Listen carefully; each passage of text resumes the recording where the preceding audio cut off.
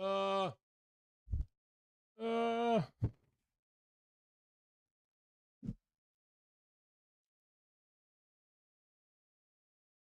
Rave setup. What the fuck am I wearing right now, dude? It's a rave. Why am I wearing a rave setup? Let's go.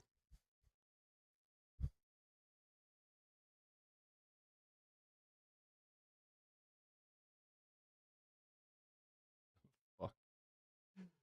What am I doing?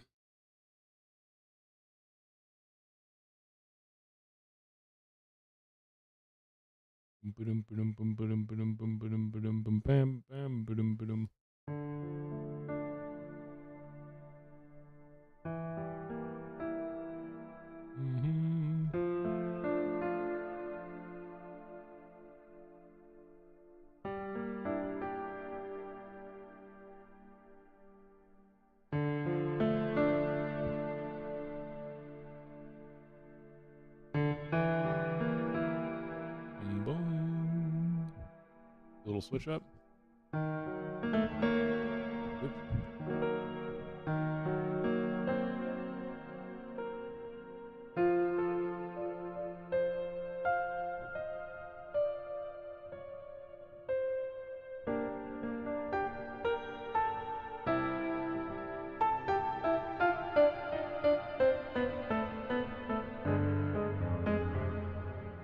Monitor.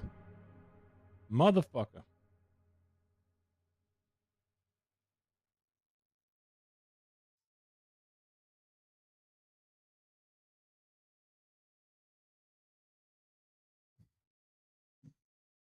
What the fuck is on the agenda today?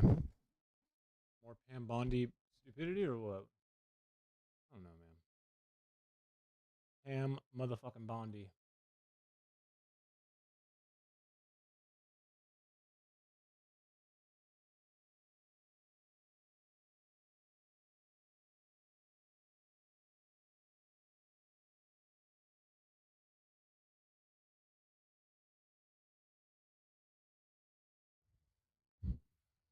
How Trump could break that? We already know.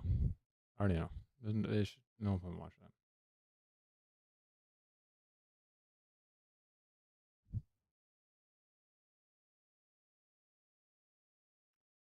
that. What's going on WhiteHouse.gov? I don't know. Any new executive orders? Any new executive orders going on? The website's broken.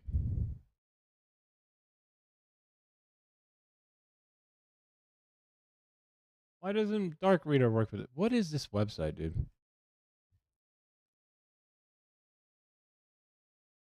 Who made this?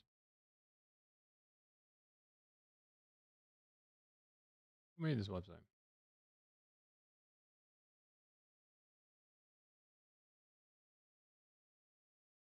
Who did you pay for this? Chimp Static? WordPress? WordPress. Made from WordPress? Is that what I'm saying?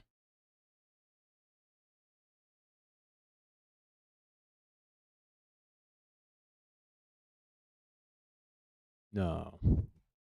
No. No.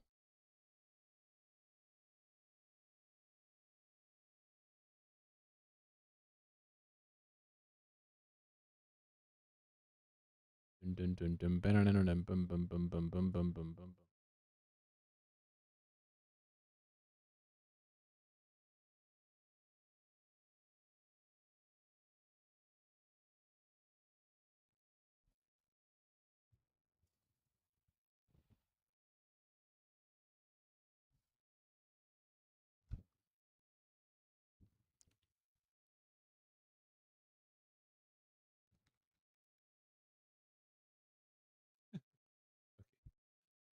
Let's check. Where is it in news again? Okay, here we go. All right, here we go. Read some more bullshit. Champion of beautiful, clean coal. President Trump celebrates industry revival. All right, so my side is coal. Wait. Coal industry statistics in U.S. 2025, 2026.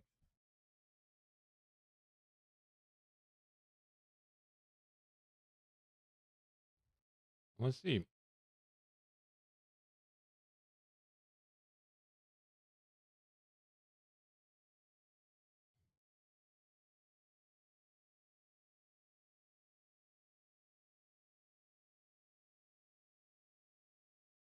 I don't care about this website.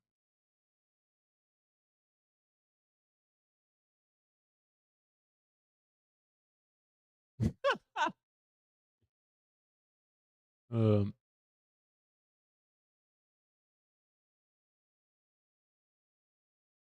Despite short-term increases, overall U.S. coal production is expected to drop. Okay. Continuing a long-term structural decline through the 2030s. Production is expected to increase 1.8%, but this is viewed as short-term, with a decline in consumption to 424 for 2026.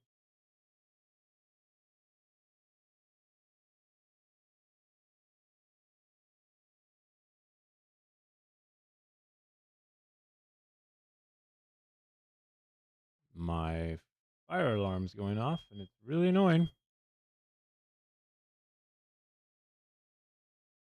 Why?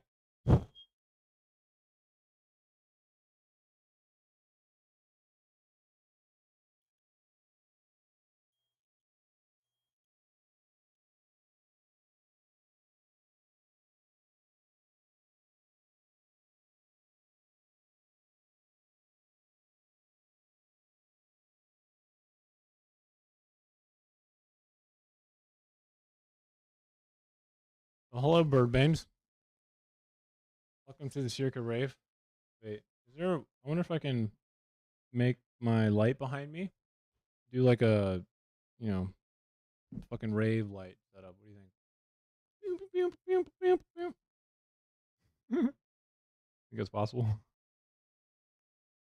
I don't know. Let's give it a shot. What is this? Fireplace? Cosmos? Flame? Sparkly? Maybe it's a sparkle one. Wavy? Drops? Loop? Create prism? What does that mean? Bead. We're covering the rave, dude. Look at that. We're gonna go through Donald Trump's WhiteHouse.gov, and I'm gonna be honest with you. Really hope that it's not as stupid as it normally is. I'm looking for anything good news.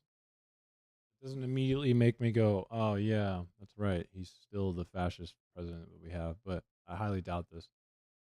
So the first thing in news, okay, is Never underestimate him. You're exactly correct. He will make you suffer. Coal is expected to decline, and this is viewed as a short-term increase. So, is the first thing on his website correct? Industry coal revival. Survey says this is wrong. I'm not even going to read anything else. The birthday of President Abraham Lincoln. Okay.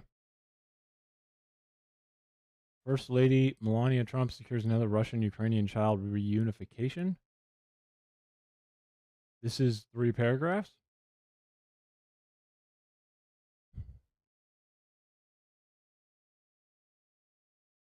How am I supposed to believe this?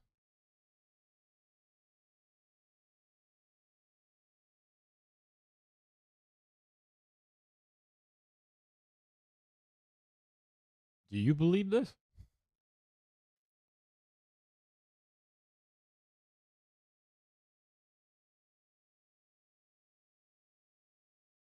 Also, there should be a period here. Oh, you can't? I zoom in a little more for you. Oh God, it's too much. How about now? Do this.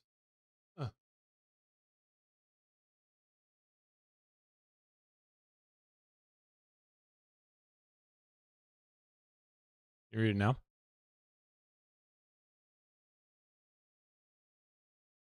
Wait,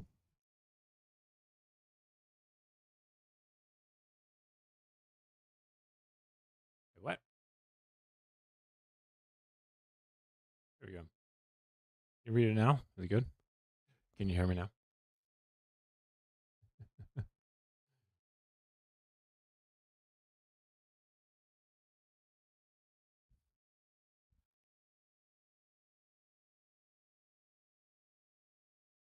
Okay, so brightness, more contrast, but middle brightness. There we go. You should be able to read it now, right?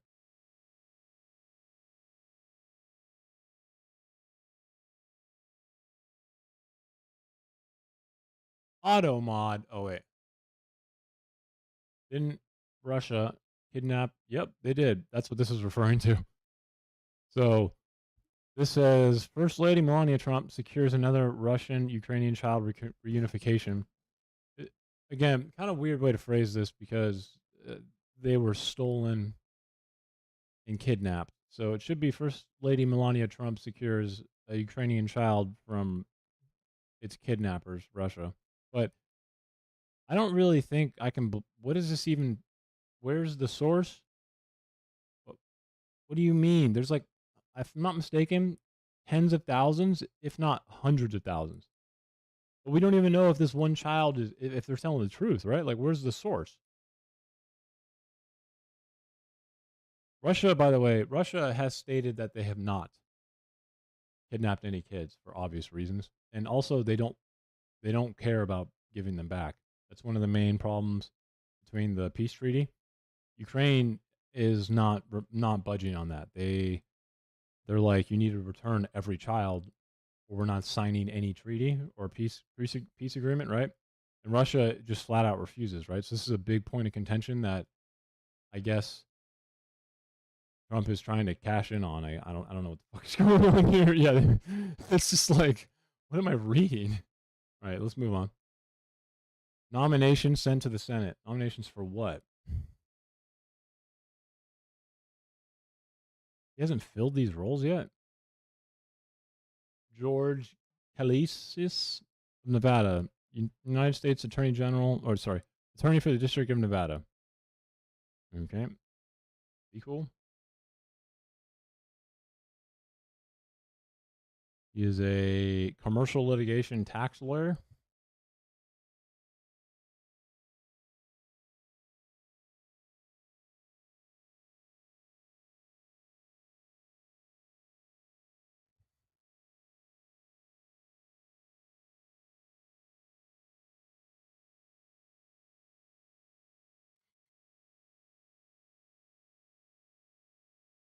Who owns the National Design Studio? Our WhiteHouse.gov is running on WordPress.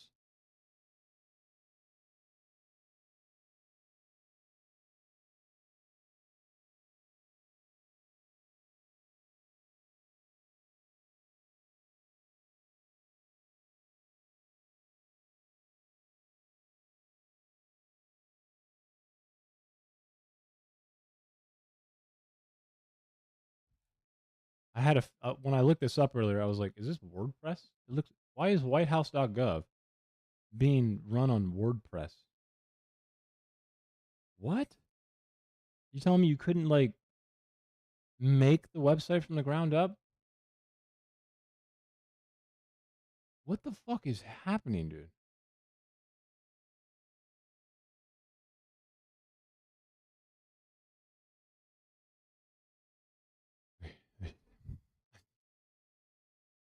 I don't even know what to say anymore. That's wild, bro. I wonder how much money we're spending on this, bro. I really don't care about these people. They're probably all just paying him for it, just bribing. Strengthening the United States national defense with America's beautiful, clean coal power generation fleet. What the fuck does that mean? The United States must ensure that our electric grid. What happened here? Were you trying to do a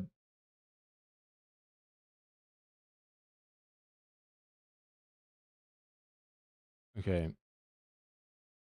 Someone else writes this every time, dude. You see how the M dashes are used here? Okay.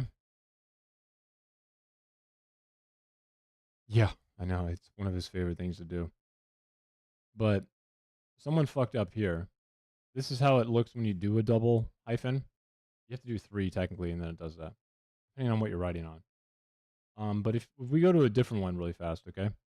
You can definitely tell when they use AI or when someone else is using AI, okay? Because in Trump's earlier executive orders, like the executive orders were definitely used with AI, and I'll show you why, okay? What is America First priorities? Where is it? 153. Where is a actual executive order? Here we go. Ending the weaponization of federal government. So this one was written by an actual person.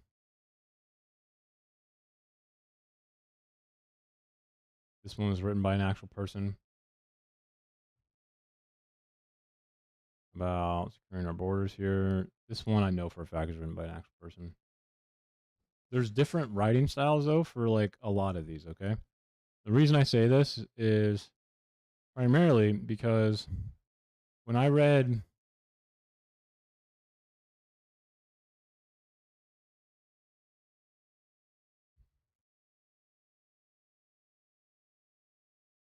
they are definitely padded. They are definitely padded. I don't know why this is taking me so long to prove this thought, but just give me 1 second. I'll be able to do it. I promise. I need a. Here we go. Jesus Christ. I need to do executive orders only. I'm like, why am I getting all these other things? Let's go to 16, 14. So the executive orders, okay? This accelerator one here. The way it's written is like super weird. Okay. They fuck up the section 1 part constantly, even though it's the same every time. You know? Like this part's section and then they abbreviate it. They don't know how to like use spacing or like paragraphing properly with it. And then the use of M dashes in some of these is very weird because everyone knows AI uses M dashes, but the way you write with an M dash is pretty important. So like I have a specific way that I use M dashes when I write, and I know AI doesn't really use it the way I do, but they're definitely what I'm trying to say is they use AI to write like a bunch of these very important pieces of legislation. So like I'm gonna bring this up, okay? My Obsidian down here, just for fun. So when I write, let's just do fake writing real fast. Okay, on the fake writing. When I write, do you mind putting it in the chat? I'm actually looking for something to watch. Like when I write with an M dash, I usually use an M dash. You can use it as a comma, or you can use it in a way like a semicolon. Okay. And, and a semicolon is what you use to separate two sentences that are a single sentence, or there's technically a single sentence with two sentences that can stand on their own. So that means wherever you put a semicolon, you have two sentences that are able to be two sentences, but you're treating it like one sentence. It's mainly for pausing. An M dash is like a comma, but there's different writing styles of how you can use it. I personally think M dashes are good for when, like right now, when I just paused when I'm talking to you. Writing is kind of similar to how we want writing to like emulate how we speak. So when people pause, is generally when you put commas. So let's say the car or the fast car was streaking through the narrow streets, right? Now, a comma being used here can be, you could use a comma or you don't have to, right? If I said something like the fast car was streaking through the narrow streets and the tires were I don't know, inflamed or something. It doesn't matter. The tires were very loud. We'll just do that. No comma needed. But if I said, if you wanted to make a pause, kind of like if you were speaking, the fast car was streaking through the narrow streets, pause, to which, right, the neighbors were upset. So like commas and hyphens, the quick brown fox jumps through the lazy dog. Commas can be replaced by a hyphen though. So a hyphen or an M dash, which by the way, if you want to do a real M dash, most time of the time and most things you write on, you just use 3 of them and it'll connect into one big one. I just use a single one and I do no space and then I do a space and I just treat it like a comma. But the thing about an M dash is that it generates even more of a pause, I think, in my writing style. So when I use an M dash like this, it's not just a pause. It's kind of like you can just abruptly change the sentence structure or like the sentence subject a lot. You can be like the fast car streaking through the narrow streets. And I can say something like, when surprisingly, okay, it invigorated me or something like that. I don't know. Or I can say, while watching, surprisingly, it invigorated me. So these two, this is still technically one sentence that can work. And I can put a comma here, but the M dash to me, in the way I write, it makes people stop more. Like they kind of go, okay, here's a pause, and then they read the next part, right? Whenever I read Trump's like executive order stuff, I don't. There's just like no understanding of how it's supposed to be used. Okay. Then again, I don't really know if Trump's administration knows how to write anything, especially Trump. You can tell when Trump writes anything, but he doesn't write any of these, right? We'll just do like this one here, okay? So sometimes his M dash is going to look like this. And we'll just read this for a second, okay? Group of higher education, section 1 purpose, okay? A group of higher education accreditors are the gatekeepers that decide which colleges and universities American students can spend the more than $100 billion in federal student loans and Pell Grants dispersed each year. The accreditor's job is to determine which institutions provide a quality education, M dash, and therefore, why you don't use and there if you're going to use an M dash because it implies a pause, right? Provide a quality education and therefore merit accreditation. Yeah.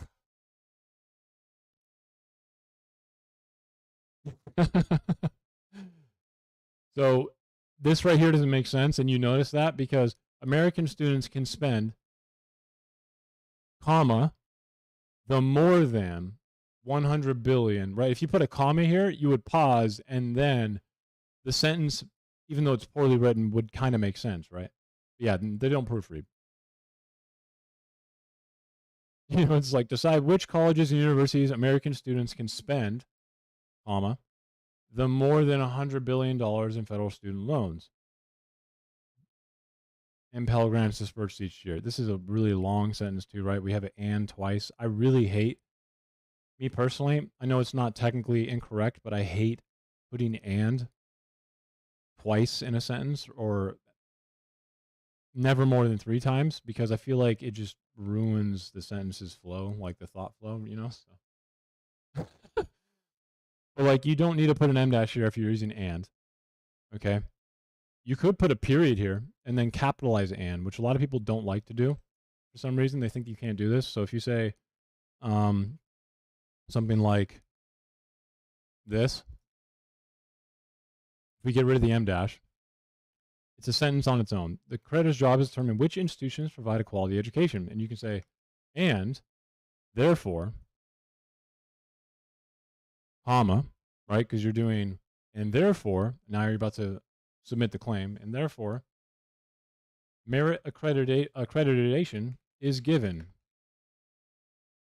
solely to these individuals, or given solely, or given to them, right?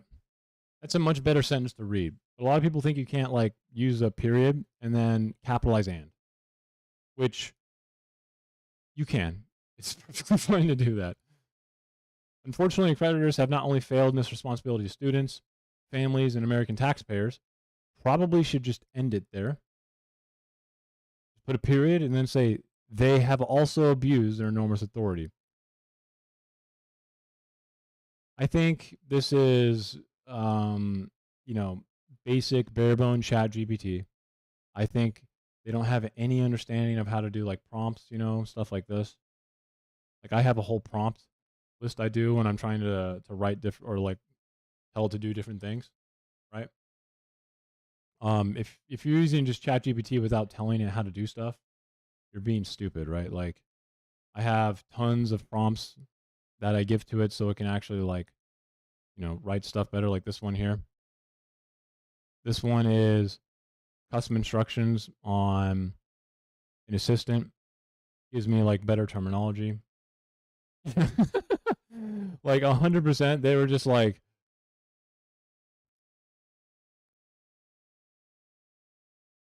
right, extended thinking off, standard, you know, it's got to be in standard for sure, right? Like no thinking at all. I have mine set up even in this section here, settings, right? You go to personalization. I have mine set to a certain tone. I don't want it to tell me nice things. I don't want it to be enthusiastic. I give it custom instructions here. Don't use minimal. Don't use M dashes. I fucking hate it. And then I tell it to do a quick scan of all the conversations we've already had. Right? And if it can be inferred as a linked conversation, then do another scan and fucking, you know, make sure I don't have to fucking remind you of what you have to do. But like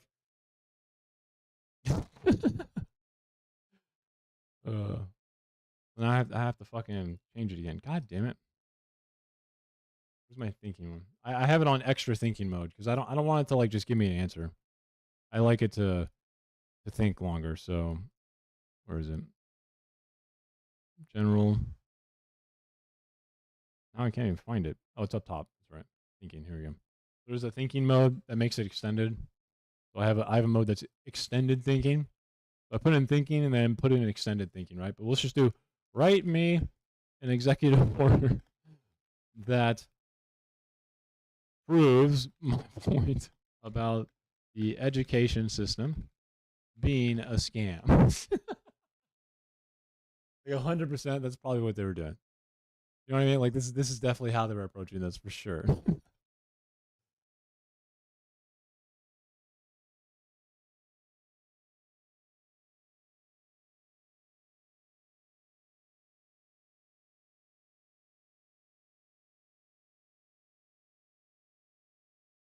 Here we go.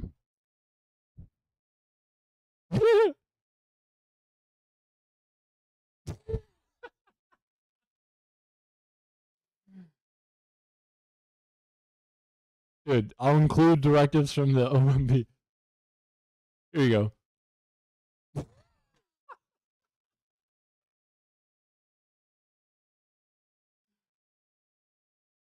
Okay. Dude, doesn't it look exactly like it?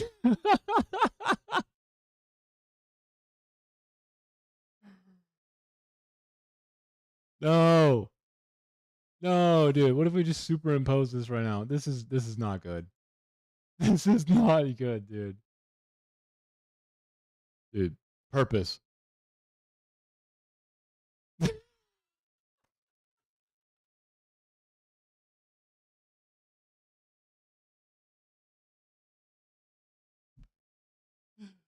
At least my ChatGPT version looks better. Right? Like mine at least looks a little bit better.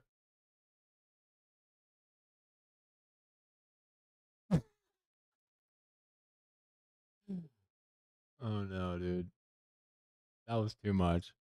Right, what am I looking for? Cato Institute, David J. Rear. Fire. Cato Institute. YouTube. Okay.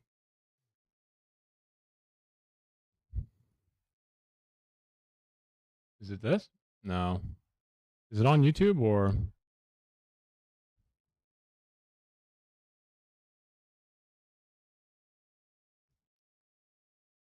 Cato webpage? Oh, the Cato webpage, I see. No, not Care Institute. That is far from the Cato. Also, I'm in a rave outfit right now. Cool. I wore this to a desert rave before. I don't know why I'm wearing this. Stupid. I guess we'll just search for it, right? David J. Buyer.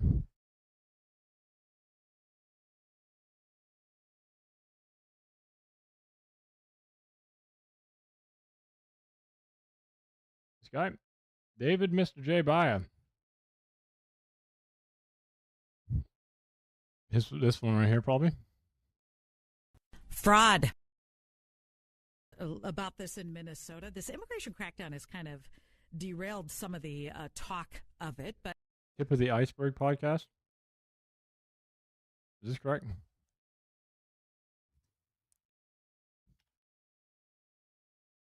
It's him in front of Congress.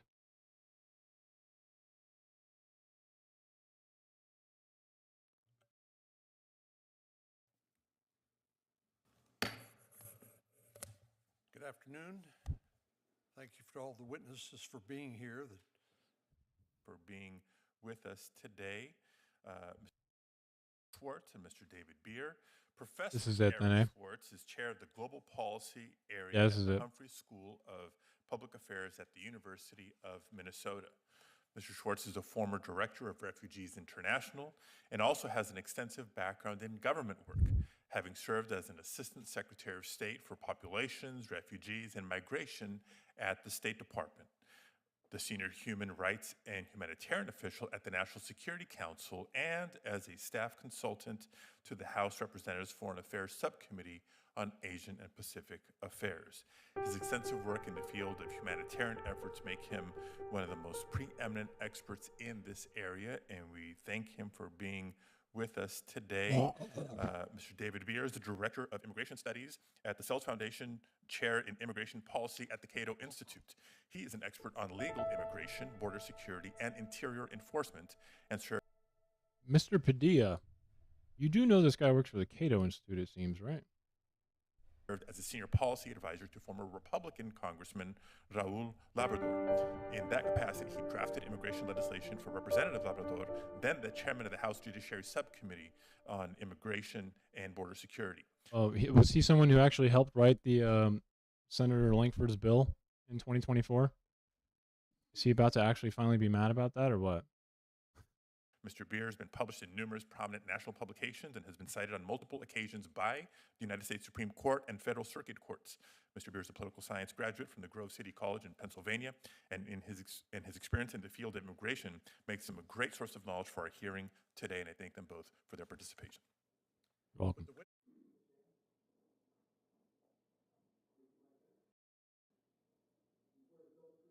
Come on, old man. You gotta turn your mic on. 5 minutes. Good afternoon, Chairman Cornyn. Thank you, Corin. Ranking Member Padilla, and members of the subcommittee. Thank Surprised that dude can find his fucking like underwear in the morning. you for the opportunity to testify at today's hearing to discuss GAO's work on U.S. Citizenship and Immigration Services' efforts to address fraud risks in immigration benefit programs. USCIS To this day, I'm just like flabbergasted because, you know, a bunch of them went on the floor, especially Langford himself. Langford was like fucking pissed. He's just like, what the fuck are we doing, bro? processes millions of applications. Mr. Langford, by the way, is kind of a piece of shit, and like his bill was something. I didn't really get to go over the whole thing because it was just murdered in the House and there was no concessions, so it's not like I could really say what it was gonna go through anyway, right? I mean, it was the closest thing we got, but like And petitions each year for persons seeking to visit the U.S. for temporary activities, to reside in the U.S. on a permanent basis, or to become U.S. citizens. To ensure the integrity of the immigration system, USCIS reviews applications and petitions for potential fraud. Immigration benefit fraud is the act of willfully or knowingly misrepresenting material facts to obtain an immigration benefit. in an effort not to pause this long video, guys, I'm going to benefit fraud can occur in a number of ways fantasticalize it, and is okay? often facilitated by document or We're gonna identity hear fraud. Today, I'll Bach be highlighting two over it, recent GAO reports on but I swear I'm USCIS's listening. efforts to manage fraud risks across immigration benefits it adjudicates, and in 3 humanitarian parole processes for non-citizens with U.S.-based supporters. First, in September 2022, we reported that USCIS could better ensure its anti-fraud efforts are effective and efficient by taking a more strategic and risk-based approach to managing fraud risks. For example, at the time of our report, USCIS had conducted fraud risk assessments for a small number of specific immigration benefits, but did not plan to conduct additional assessments. We also found that USCIS had not developed an anti-fraud strategy or evaluated its anti-fraud activities for effectiveness and efficiency. We recommended that USCIS develop and implement a process for regularly conducting fraud risk assessments, developing and updating an anti-fraud strategy, and evaluating the effectiveness and efficiency of anti-fraud activities. USCIS agreed with these recommendations and has taken some steps toward addressing them. However, USCIS needs to take additional action to fully implement these recommendations. Second, in December of last year, we reported on humanitarian parole processes for non-citizens with U.S.-based supporters. The particular processes we reviewed were 1, the processes for Cubans, Haitians, Nicaraguans, and Venezuelans, known as CHNV, 2, Uniting for Ukraine, and 3, family reunification parole. Our analysis of Department of Homeland Security data found that from May 2022 through September 2024, the department granted parole to about 774,000 non-citizens under these processes. Yes, but are we going to say that these programs were funded well and primarily all of these paroles, if I'm not mistaken, we're still talking about, hopefully I'm not mishearing this because I kind of tuned out for a second a little bit. I think she's talking about people who are granted the right to come into this country, right? All of them were like submitted and approved under the condition that they go somewhere where labor is needed. So things like the Haitian immigration and whatever else they want to throw in here, they perform a very specific role because of good practice and government policy that allowed them to fill in extremely short labor and essentially like jobs that needed to be filled in places around the country. So surely we're going to talk about that part, right? In implementing the processes, USCIS was responsible for reviewing supporter applications. If USCIS confirmed the application, U.S. Customs and Border Protection was responsible for vetting the prospective beneficiary, determining whether to authorize them to travel to the U.S., and considering them for a discretionary grant of parole upon their arrival. Shortly after the processes began, USCIS began receiving referrals of potential fraud and in 2024 conducted an analysis of supporter applications. Based on this analysis, USCIS found that fraud indicators were widespread in Uniting for Ukraine. Why are we keeping it so vague? And CHNG. Fraud indicators among the GAO, by the way, is that what she works for? I can see that right there. Chief Quality Assurance Officer, Managing Director of Audit Policy. I'm sure she's like, I don't know much about her, so I can't make cash judgment. But the GAO is notoriously stupid when it comes to this stuff. So Applications included supporter information belonging to deceased individuals, counterfeit or altered documents, and thousands of okay, so what is the actual significant amount? Don't tell me like deceased individuals. Okay, when it comes to government program stuff, at least on the scale of this level, you said 777,000, right? What is the significance here? applications with at least one piece of fictitious supporter information. Thousands of applications with at least one piece of fictitious supporter information. To me, that seems negligible, especially since you're not willing to like bound what that means. What does that mean? Accidentally making their like writing their name wrong? The Department of Homeland Security suspended the CHNV and Uniting for Ukraine processes in 2024 due to the fraud risks and subsequently terminated CHNV in March 2025. Okay. USCIS assessments attributed the risks identified in the parole processes to insufficient internal control activities. We concluded that although DHS has ended the supporter-based parole processes, USCIS could still benefit from having an internal control plan in place for future situations that may introduce new or increased fraud risks, and we recommended that USCIS develop such a plan. Except Trump doesn't care. But why would you make a plan for something that you don't want? I mean, what? In closing, implementing our recommendations would help USCIS take a more strategic and risk-based approach to managing fraud risks. Wait. Risk-based approach? What does that mean? Help USCIS take a more strategic and risk-based approach. Strategic and risk-based are two words that I feel like an investment banker would say to try and like, confuse someone when they're trying to say, we're going to take your 401k and put it into mortgage-backed securities, motherfucker. Ha! Approach to managing fraud risks. What do you mean? We will continue. We're going to take more risk when managing fraud risks? What? Like, is this how you become the risks? To follow up on USCIS's actions to implement our recommendations.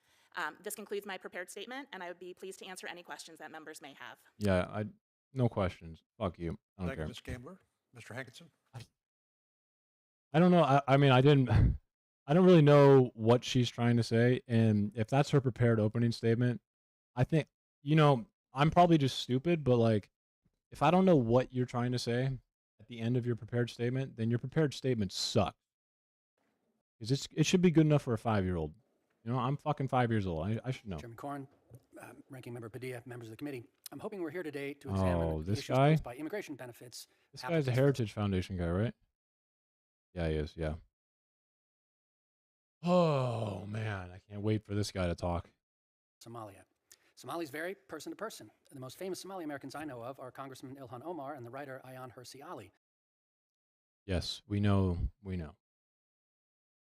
Now, their views are very far apart, yet both have been accused of immigration fraud. But the question before us is not about race, and it's not about religion. The question is how we... Why the fuck did you bring up Somali people for some reason? calculate risks and rewards across migrant populations so we can decide who to let into our country. We do Last this year, already. DHS looked at immigration benefit applications in Minnesota, and they found evidence of fraud or national security concerns in 44% of cases. They did? Source? DHS? DHS. Okay. In 2025, DHS did. DHS investigations into Minnesota fraud. 44%. We'll just see if I can find what he's talking about. Yeah? We'll just see. Is it this?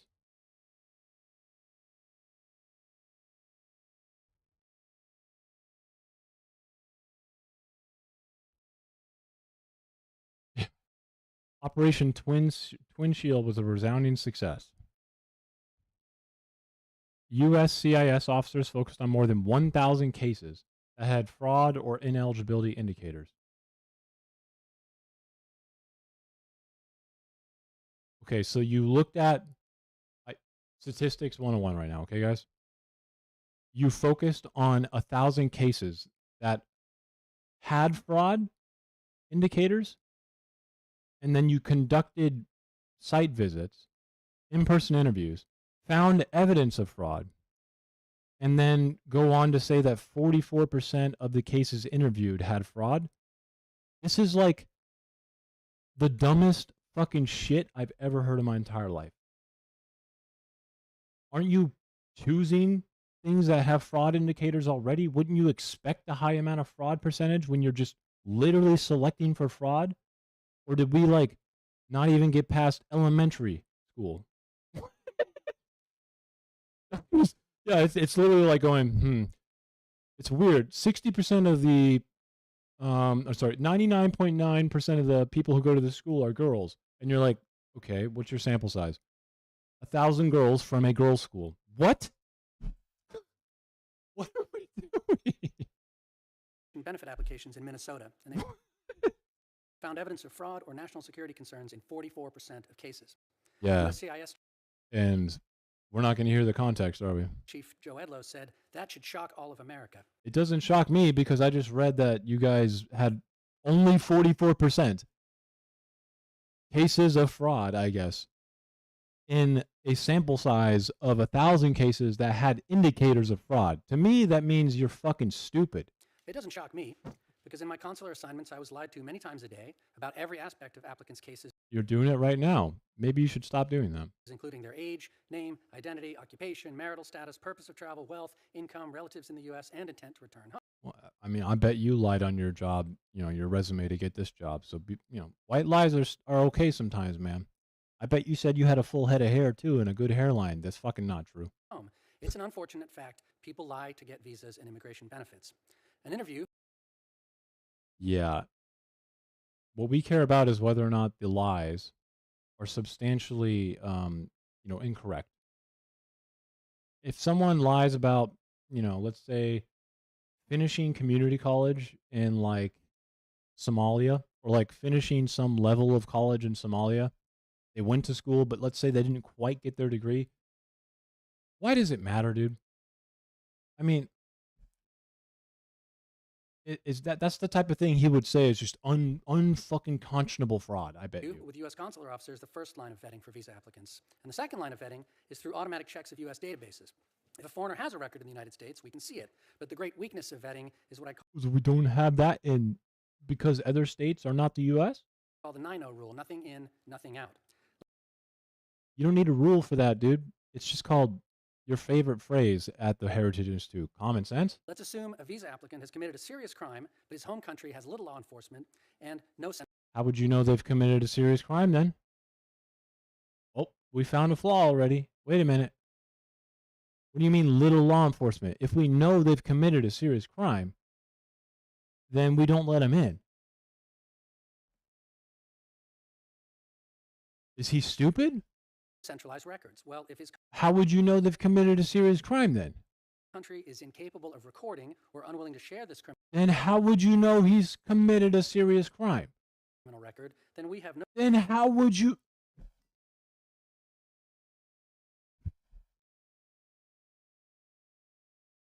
What is this, Schrodinger's criminal? What is happening right now? Like, hello? No way of knowing the truth unless the individual self-reports on his application. Or you just presuppose he's done it, I guess. There's that option. Form. And in my experience, many applicants with adverse histories don't volunteer this information. Yeah, but you presuppose it, I guess. Typically, the more corrupt and poor a country is, the more visa fraud. Okay, I bet a lot of the visa fraud is this person's a criminal and we know it, but the country is bad reporting, so we figured it out through the fucking ether. Somalia is as poor and corrupt as countries get. In 2025, the UN ranked Somalia 190. Okay. Now, Somalia has a lot of people in it. There are probably some people in Somalia to which the United States could benefit from. If you simply think that just because Somalia is poor, that every Somali needs to be denied instantly because they're just criminals or something, then I'm. Why are you here, dude? Like, send him to timeout. 82 out of 100. Or better yet, I'm violent. Like I'm so over this insulative like fucking garbage. This decorum. Like someone needs to just walk up to him and just be like, fucking smack him like 5 times and be like, shut the fuck up, get out of here. 3 countries on its Human Development Index. Transparency International's Corruption Perceptions Index ranks Somalia 179th out of 100. I know, it sucks. It's literally experiencing a civil war right now. Did you think it would be high? 80. At the U.S. Embassy in Nairobi, Kenya, I supervised consular operations for Somalia since we had no consular presence there. And here are some. Oh, I mean, because there's a civil war, you can't be there. It's like a state in which we've pulled out people because of the civil war. I don't know what you're expecting right now. Examples of the routine fraud that we saw. Fraudulent claims to marriages and family relationships, fraudulent. This literally happens in the U.S., dude. Not doing a good job here. Do you know how many army marriages are fraudulent? Oops. Oops. Unauthorized letters of support from the Somali government. Unauthorized letters of support from the Somali government? I mean, I don't know what that's supposed to mean. If it's an unauthorized letter of support from the Somali government, does that mean like we just don't recognize the Somali government? It's kind of hard to do that right now when there's like 5 trying to take control of the country. It's in a civil war. Government, fraudulent employment letters, educational qualifications. Okay, yeah, I mean, if you find that out, then, you know, don't let him come in. Again, he did education qualifications. It's like, if someone says they finished community college or like some level of college, and they did go to school, but they didn't finish, right? Like, let's say they didn't finish, like, what would we call an associate's here? Are they a criminal, dude? Like, what are we doing? If they need to be, if we're trying to give them a visa to be a doctor, that's a little different. But, you want to know something funny? The dude in Somalia who's gone to college for 1 year has more education than like 60% of this country. Isn't that crazy? I say let him in. Documents, letters of invitation from Somalis in America who it's Somalia is in a civil war right now, yeah. So there's like a group of extremist ISIS-K dudes, okay? It's not as bad as Sudan, but Somalia is fucking, where is it? Along the coastline here, okay? And let me zoom out a little for you, okay? So this is Somalia, right? Along the coast. Somalia is important because around here, it's right along the shipping lanes, kind of like Yemen is. And Saudi Arabia, okay? Saudi Arabia funds certain groups in this to fight against the ISIS-K insurgency that's happening there. I mean, it's big in certain areas. That's what I'm trying to tell you. So I'm pretty sure it's like on a, you know, we've pulled our ambassadors out of this country. It's not like Sudan, okay, where, or I think both I think South Sudan is the one that's a little bit worse, but they also fund. Well, no, it's because, look, it's because Saudi Arabia uses the Red Sea here, and this is a massive shipping lane. Also, it's one of the largest shipping lanes for, you guessed it, Israel. And the insurgents groups, kind of like what happens in Yemen, they fire on ships and stuff like that. But there's a massive, it's called Al-Shabaab, I want to say. Al-Shabaab, I could be wrong. Yeah, Al-Shabaab.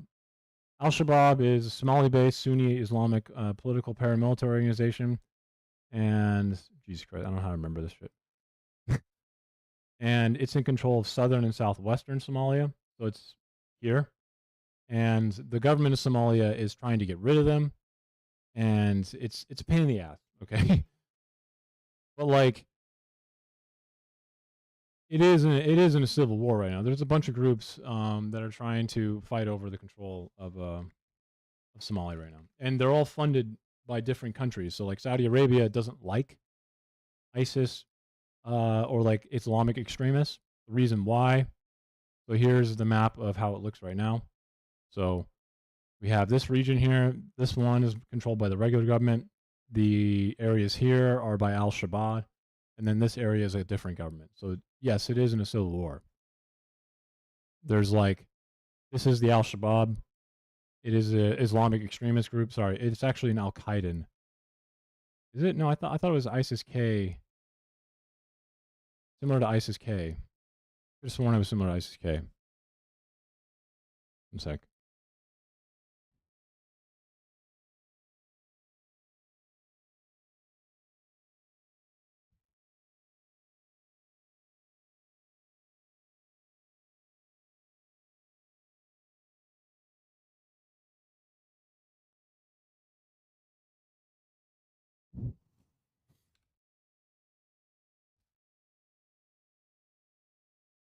In October 2015, Al-Shabaab commander Abdul Qadar Mumim and approximately, have a good night, Burbanks. Thanks for coming in for a bit. Approximately 20 of his followers in Puntland pledged allegiance to ISIL. Yeah, so there's an Islamic State, ISIS. They're ISIS adjacent. So they took on ISIS's, wait. The same week, Al-Shabaab General Command released an 8-page treatise rebuking ISIS's ideology. Never mind. Maybe my information is out of date.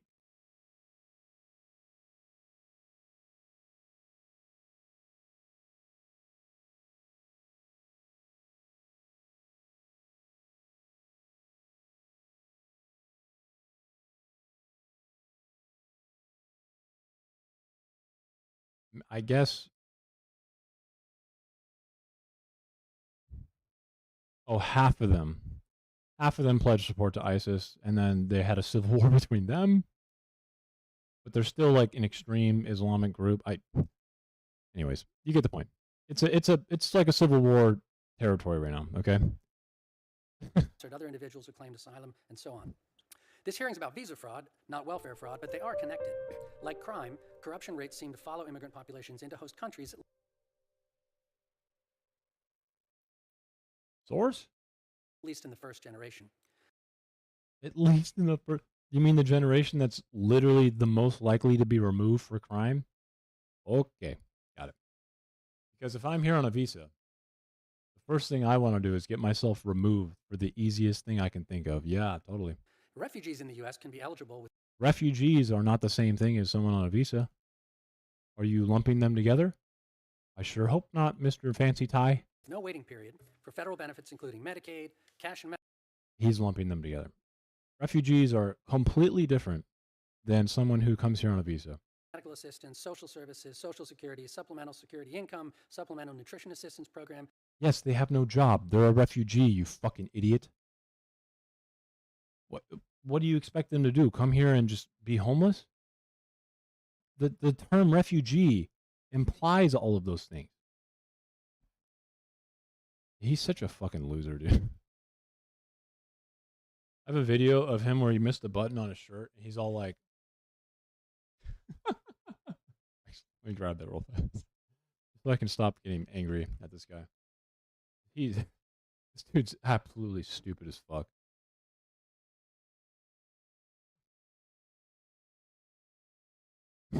Where is it? You might laugh at this one.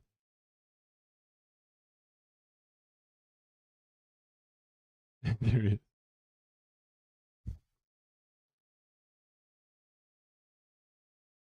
What the f? Do you see this, man? Why is it so loud? What is? I'm on the wrong thing, that's why. Holy mother of God. Sorry.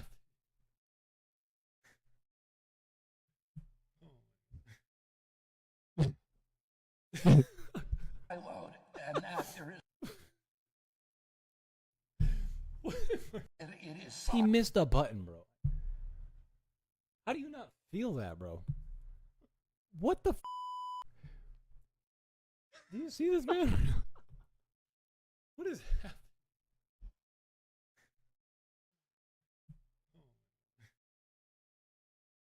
happening? I load, and now there is. Anyways, I know all about RFK Jr.'s wardrobe. Refugees in the U.S. can be eligible with no waiting period for. I'm already mad at him. The term refugee does not mean dude coming over with lots of money. It means someone who has literally nothing, man. What did you expect? Federal benefits, including Medicaid, cash and medical assistance, social services, social security, supplemental security income, supplemental. I would too.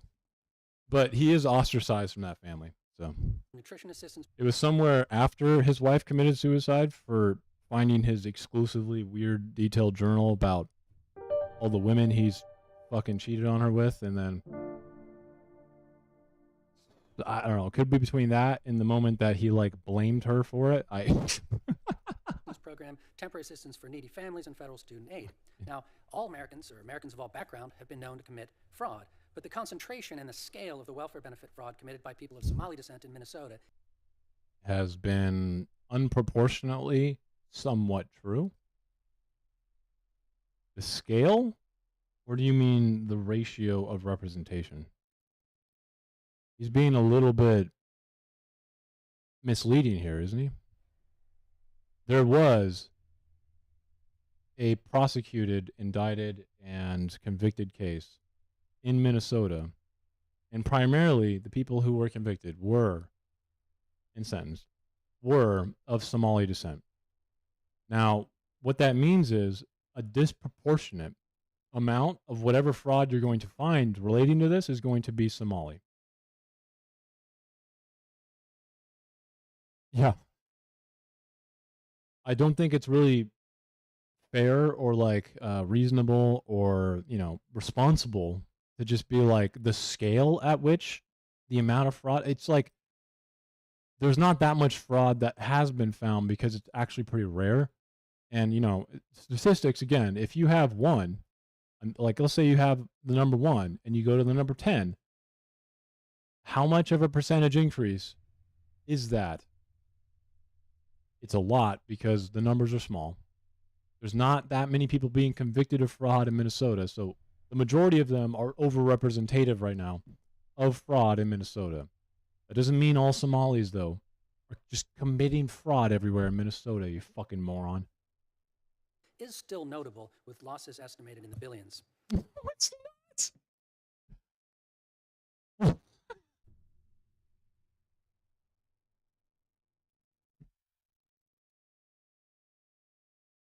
The billions, he said. Dude, these people just throw out numbers and they have no idea how big the numbers are, bro. Just like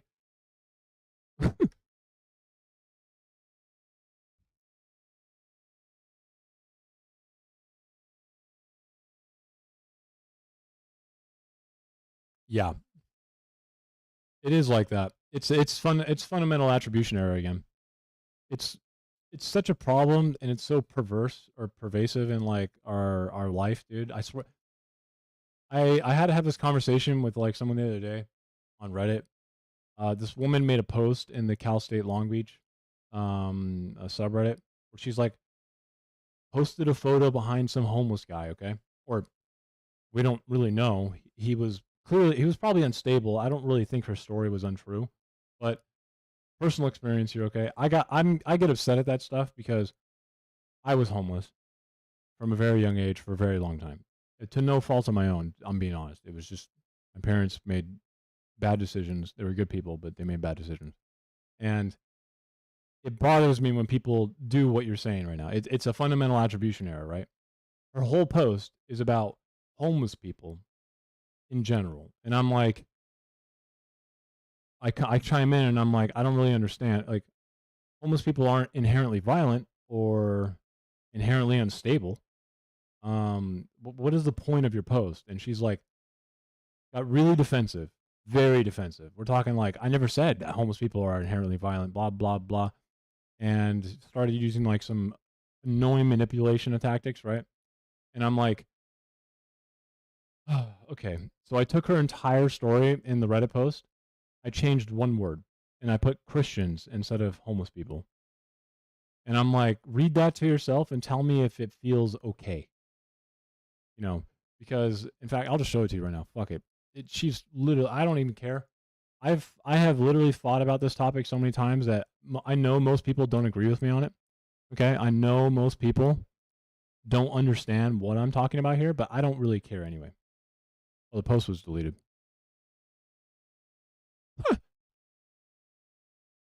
Yeah, here it is. This is the post I made. So,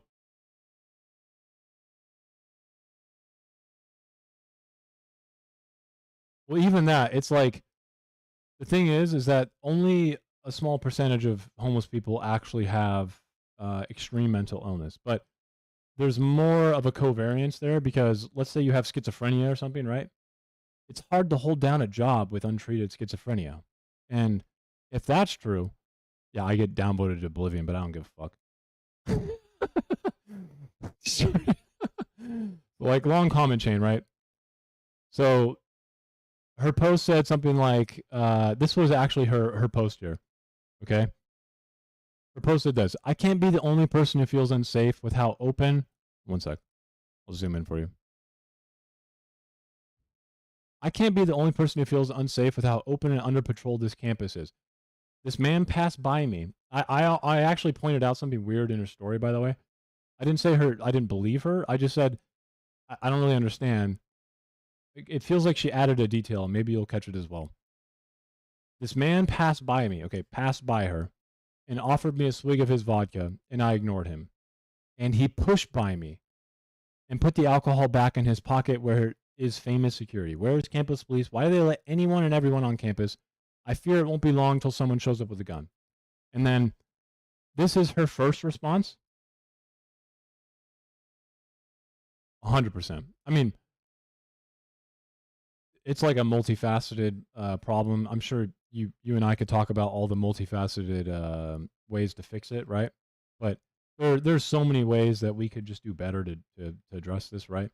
But in response to that original story, this one right here, so this part, I said, I don't want to say your experience isn't valid. That being said, are you telling us the truth? You say this man passed by you, offered you a swig, and then he pushed by you again? But she had a photo posted of her behind him and him walking in front of her away from her. So I'm like, that means the dude would have to pass you 3 times, right? I'm like, this doesn't really make sense. I'm like, the sequence here is written twice. I'm like, with a new detail, it doesn't really feel real.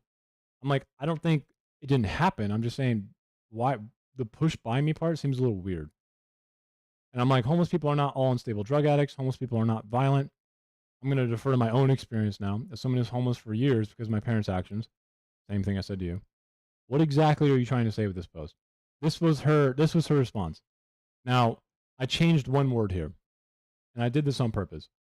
But her response here, just change the word Christian to homeless.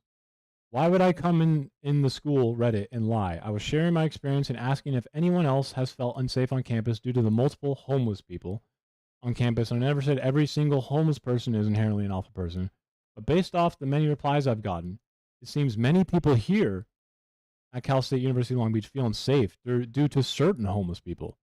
There are many Reddit posts in the subreddit describing how there's homeless people on the Horn, homeless people in the library.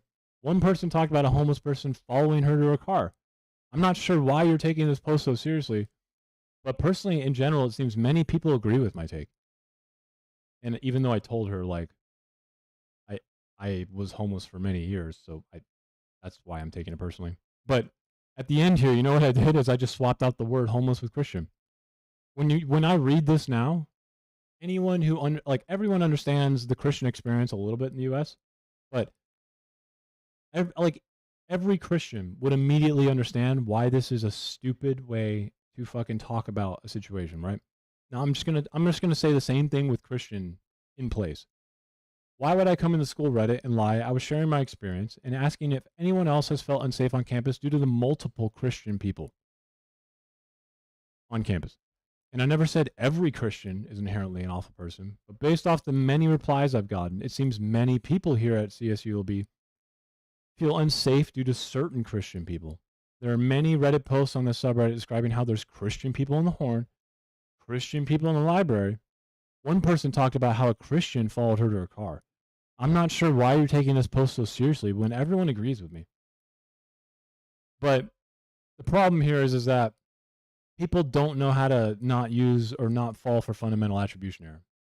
See, what her post really should say is something like, there's an unstable person on campus, right? Or like someone who's suffering from mental illness, and she's accidentally, to no fault of her own, after pathetically virtue signaling to me, by the way, and me reminding her that, like, unfortunately, I have to continue taking it seriously, and you're the reason because your perception of this is wrong, or you think it's popular, but it's wrong. And I'm like, it doesn't just stay in your isolated specific campus incident. It is the reason I have to remind professionals I work with, random people, and friends that homeless people are not scary or trying to murder you. But it's kind of like what you just said with the Italian thing.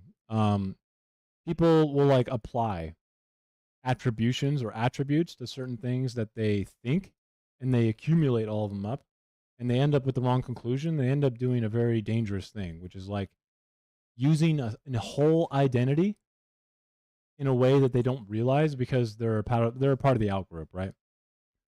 Really dangerous thing to do, and this guy's doing it right now as well. You know, actually, fuck, because I just looked up the fraud amount.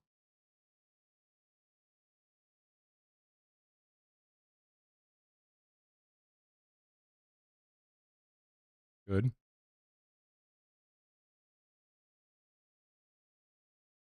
The EPA has no longer been able to regulate them anyway. After the Chevron doctrine got removed, there's nothing they can do. It's fucking awful. Okay, so let's see. How much money? What is this, Cato? Wait. This is from the Cato Institute, and they're saying 250 million overall. This guy said billions. But let's get the actual amount. What do you say? I don't care about the U.S. Department of Justice, man. I want to know exactly how much money we're talking about, please. For the love of God.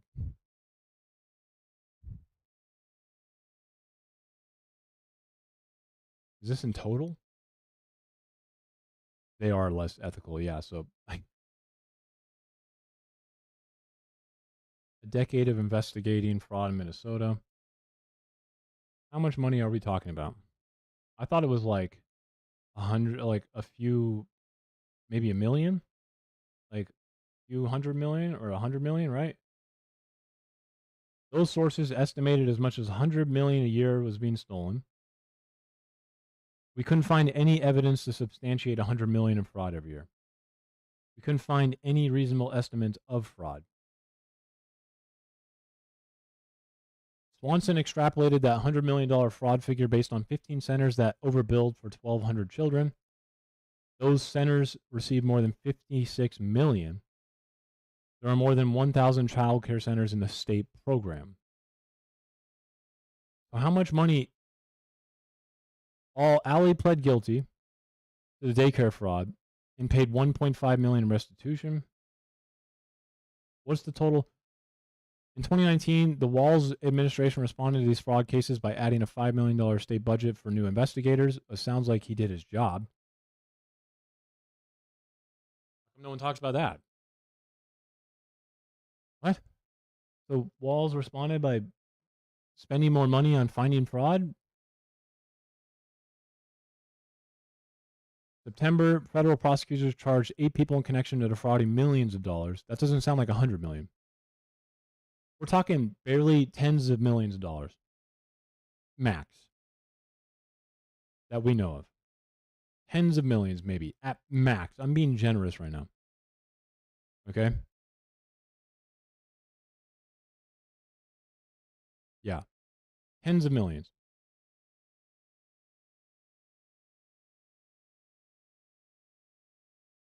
Just millions of dollars. So, with that in mind, how much does this guy think? Nutrition assistance program, temporary assistance for needy families, and federal student aid. Now, all Americans, or Americans of all background, have been known to commit fraud, but the concentration and the scale of the welfare benefit fraud committed by people of Somali descent in Minnesota is still notable, with losses estimated in the billions. Billions. Billions. I'm going to take this off.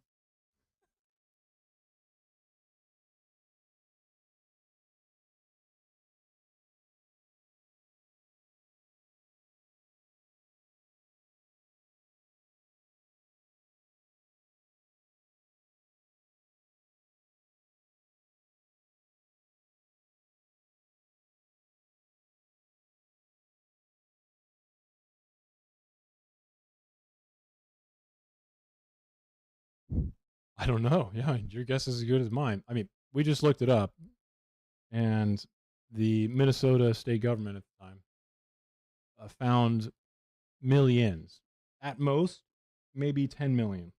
And again, I'm being generous there. This guy is just fucking saying billions, dude. Billions. How many Somalis even are there? That's a lot of money, dude. It's like a little too big. The U.S. asylum system is also easy to defraud because there are too many cases in which Okay. We know that. That's why there was a bill to add more adjudicators. So that didn't happen anymore. we lack the resources to verify every applicant's claim. Right. So we're going to get mad at Trump right now, right? For ending the bill that would have given the resources? I can't recall. Did Trump's $175 billion given to DHS literally have any amount of that given to what you just said? The one big beautiful bill? Does anyone know? It doesn't. I can. In their home country. There are over 1.5 million cases pending at USCIS, and that backlog encourages more fraud because aliens know that they can stay here for. Is this guy like this? There's no backlog anymore. Trump denied all of them. He ended asylum and denied all of them. He's been very vocal about that. That's why he's like, I cut the backlog in half. Is this guy like fucking like late? Does he have latency of like a year, dude? You know, he's still lagged out, bro, thinking it's like 2024. What the fuck is going on right now? For years before their cases get decided. And if they obtain U.S. visas by fraud, they usually go on to become American citizens, all on the foundations of an original lie. Well, Haley, if you start wars, then you can end more wars. Okay, it's girl math. And once citizens, they can petition to bring in their relatives. Right. In 2017, the U.S. prosecuted a fake family of No one asked how the wars happen. Right. All they care about is how they end.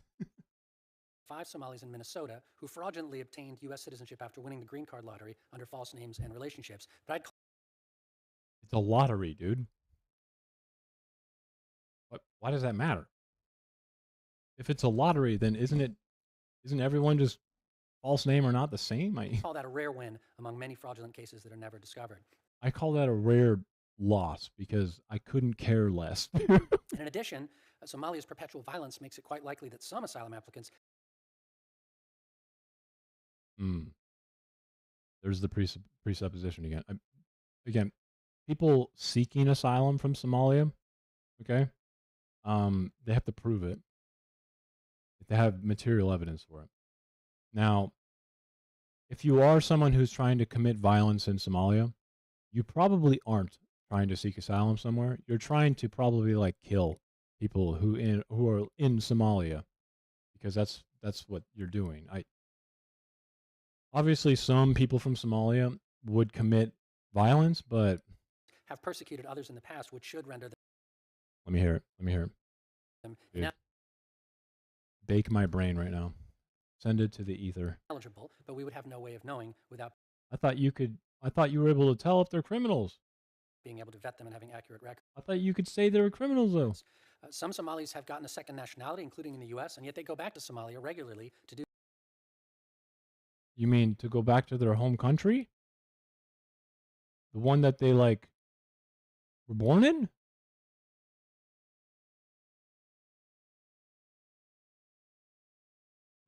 It might be dangerous, but Do business. Others. you can't have a business in Somalia? What if the person, when they come here, starts doing better and then they want to help their own country? Is that a problem? Their country's not doing that well. If it's his money, Mr. Libertarian dickhead, why do you care? Based in the U.S. have financed terrorist activity or recruited others to fight for al-Shabaab. And these. Yeah, I'd love to see some evidence for that, dude. Yeah. That was a wild claim.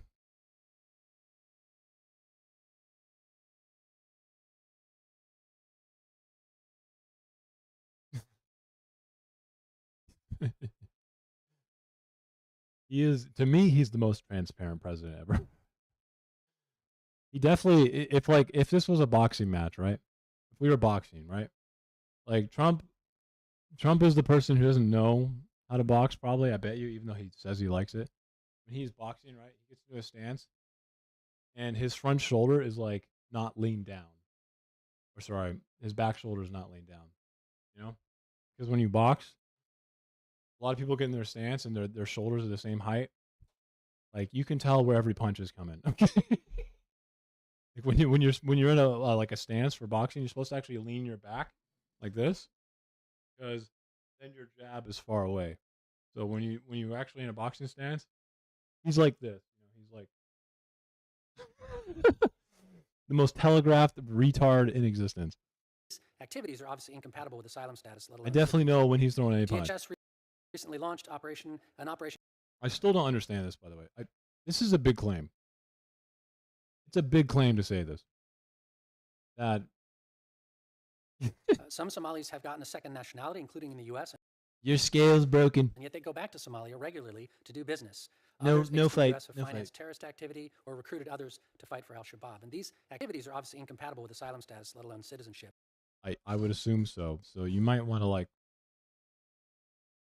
try and provide at least some evidence for this. I'm not really sure how someone on asylum is like somehow getting money to go do business in Somalia with al-Shabaab. Okay. DHS recently launched an operation in Minnesota to review thousands of refugee cases through background checks and verification, which I think is a great start. They should apply the growing power of Okay. I mean, they already had that if they're already here and finished asylum, but artificial intelligence and to look at fraud patterns in all immigration benefits. okay. Fine, but like, don't we already do this? From visas all the way through to naturalization. Don't we already do this? We have to do that to restore integrity into our system and to We already do this? punish those who abuse our generosity. We already do this? And we should not be giving immigration benefits to people from countries in general whose identities we cannot verify and whose documents are unreliable and whose criminal We don't? We don't? records. Because, it's not that the entirety of Somalia is unverifiable. Or else you wouldn't know they're a Somali, one. Right? You telling me every single Somali citizen is unverifiable, dude? Are you fucking retarded? Records cannot be checked adequately.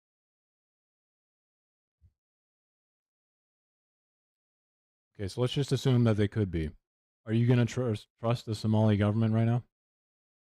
Are you going to trust their numbers? You're going to trust al-Shabaab's numbers when someone's trying to flee from them? Well, what if they're a Christian? Because the al-Shabaab group in Somalia is murdering Christians right now. And Muslims. Muslims that don't agree with them, by the way. Are we going to be like, well, we can't really check your criminal records because al-Shabaab didn't really give us a list. Okay. Thank you very much. I'd be happy to take questions. Thank you, Mr. Linderman. Yeah. If I was on this panel, my only question would be, why the fuck are you here? Why the fuck are you here, dude? Get the fuck out of here. Thank you, Mr. Chairman. I thank the committee for this opportunity. As a U.S. diplomat who dealt with consular issues during my postings in Trinidad, Cuba, Ecuador, and Mexico, I came into regular contact with widespread fraudulent activities related to obtaining a U.S. visa. The fraud took place at many levels. Sometimes it involved simple cases of altered documents, and other times it involved organized criminal networks. Okay, so this guy's from the Center for Immigration Studies, I think, right? Philip Linderman, Chairman, Ben Franklin Fellowship. Oh, okay. Also fellow syphilis enjoyer. And Works that link back to the United States. The most challenging and pernicious aspect of try to stop sophisticated pausing. fraud involved corrupt host government authorities who provided bogus official documents to crooked visa applicants. This unscrupulous practice is common in countries with widespread government corruption. The U.S. visa process is driven by documentation presented by applicants, particularly those that show their family relationships, educational and work history, police and medical records. In conspiracy with corrupt government officials, malfeasant visa applicants can obtain falsified birth, marriage, divorce, or police documents, among others. Years ago, the Congress passed the Immigration and Nationality Act to set the standards for U.S. consular officers to adjudicate visas. The INA rightly puts the burden of proof on visa applicants to demonstrate their bona fides to receive a visa benefit. This process, however, is fundamentally complicated when applicants can procure from local corrupt government authorities, through bribes or illicit favors, official documentation that falsely attests to vital information. When visa applicants present such falsified documentation, the burden of proof, in effect, has been flipped back on the consular officer to demonstrate that the government-issued document is bogus. Demonstrating such fraud is a supreme challenge for consular officers. Only so much information can be extracted during a short visa interview. Consular field investigations are costly and time-consuming, and very few can be rigorously followed up. In addition, for many years, State Department had prioritized issuing visas over investigating fraud. Consular officers were given interview quotas. That sounds like a funding problem, not exactly a Somali problem or an asylum problem. Or that sounds like one of those problems where the accountability is like us, and instead of fucking bitching and complaining like fucking victims, shouldn't we just like go like, oh yeah, we fucked up, we should probably fund this better or something? Posts were ordered to avoid visa backlogs and waiting times. And plus, there were always powerful voices in Washington constantly insisting that all visas be issued, and fast. Over the decades, Who the fuck is saying that? Who the fuck is saying every visa needs to be issued? Huh? of my career, almost nobody spoke up for those consular officers who did not want to issue visas because they had. Nobody spoke up for the officers who are just doing their job? Is that true? Didn't we try to give them more money? And like the dude that you most definitely support was like, nah, fuck you. I'm just going to end asylum. What do they not have? They don't even have jobs anymore. They had fraud concerns. So what about them now? Like Trump's like, no more visas. Trump visa. Wait, do those guys still have jobs? Can be done. My recommendation is to make the host governments where our embassies operate take responsibilities for their citizens. Okay, and if like their governments are failing, surrounded by insurgents that want to murder everyone, and incapable of doing that, which is the whole point of asylum, what do we do? Who present fraudulent documents. Right. Well, all three of those things I just mentioned kind of make it hard to do that. And if you really think that they could make them not fraudulent, then who's the idiot now? Now, these governments typically ignore the fraud. The number of criminal prosecutions that host governments undertake against local fraud rings and their own corrupt bureaucrats. Why would someone be trying to get asylum from somewhere that isn't corrupt and full of fraud, dude? What is happening right now? Did he forget what the word asylum means? Are very, very few.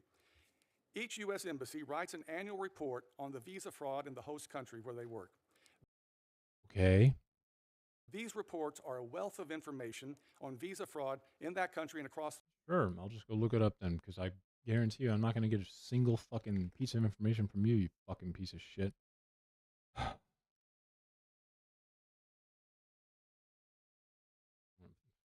See if I can find this.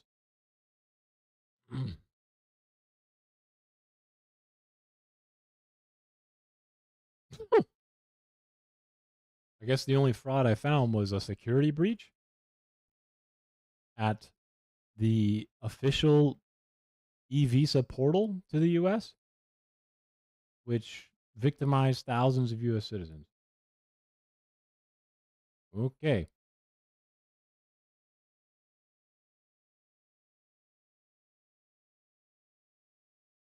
I don't know if this is the type of fraud that this guy, we just like made a bunch of Somali citizens be at risk for identity fraud, I guess. So that's cool.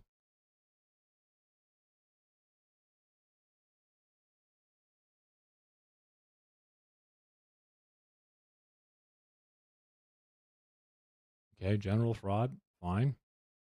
What do we got? How old? DSS crime tips. General visa application fraud.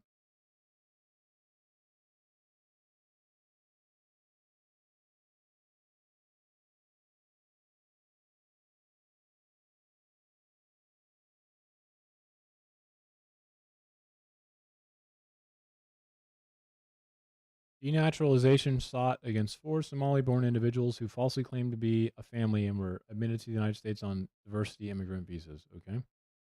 The 4 cases. Okay. 4? Okay. Are there more?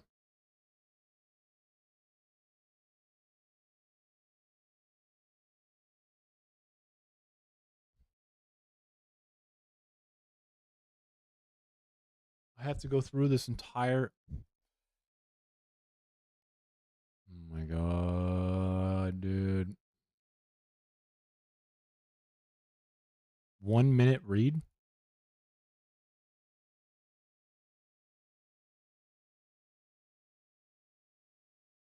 I ain't accepting that cookie policy. Didn't you guys just lose tons of people's information? Fuck you.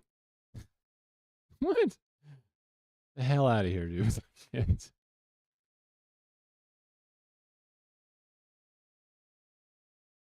Menu. What is this website?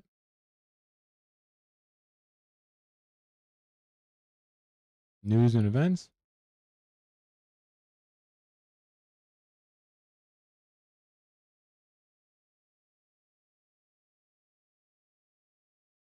Well, they don't seem too interested in trying to talk about the fraud on this website.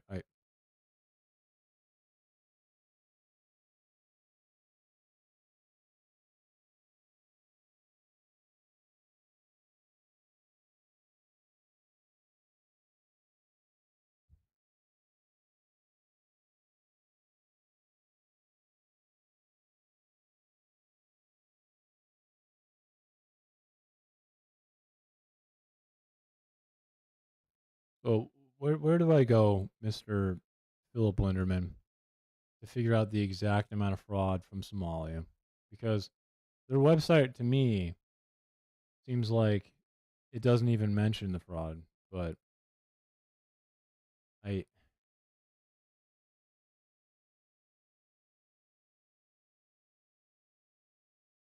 travel advisory level 4.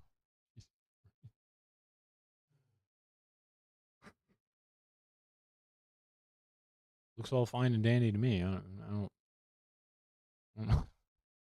Search fraud.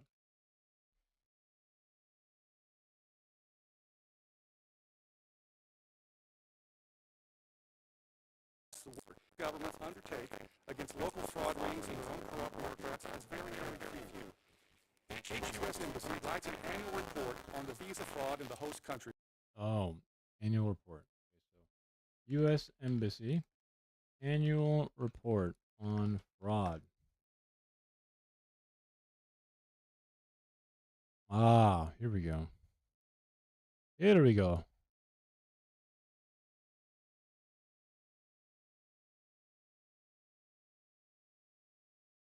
Jesus.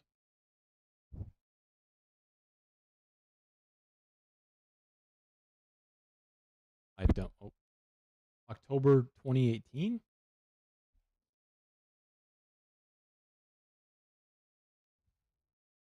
This is the Inspector General, though. Is this not it? Fraud Prevention Unit? Why does it take so long to fucking prove this shit wrong, dude?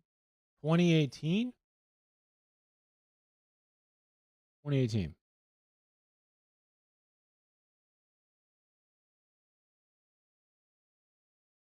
Trump gutted the Inspector General's office, so we're not going to have any more of these.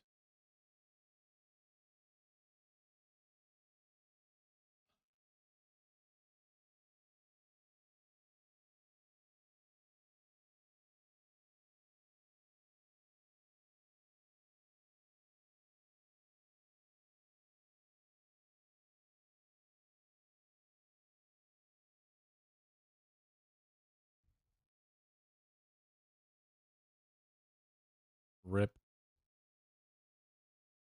Well, I guess we'll never know. where they work. These reports are a wealth of information on visa fraud in that country and across the world. Yeah, if it existed. But State Department does not keeps these documents as internal. They do not make them public. Oh. Oh. And they do almost nothing with them. This is a Is that because they're significant or not significant?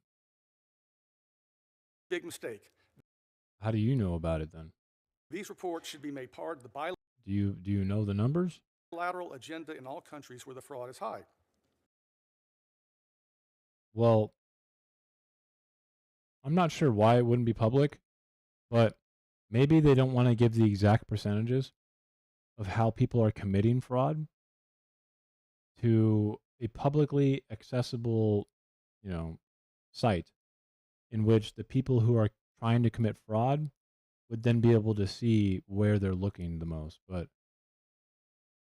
I don't know. I'm not really in the U.S. Embassy. I'm sure they got a reason, though, right? Like, Unofficially, consular officers speak of many high visa fraud countries, such as Bangladesh, Brazil, China, the Dominican Republic, okay, Ecuador, high in what sense? Ghana, Haiti, India, Mexico, Nigeria, the Philippines, and Vietnam, to name just some. Everywhere? Unfortunately, the State Department almost never raises this issue on the bilateral agenda. I don't know what that means.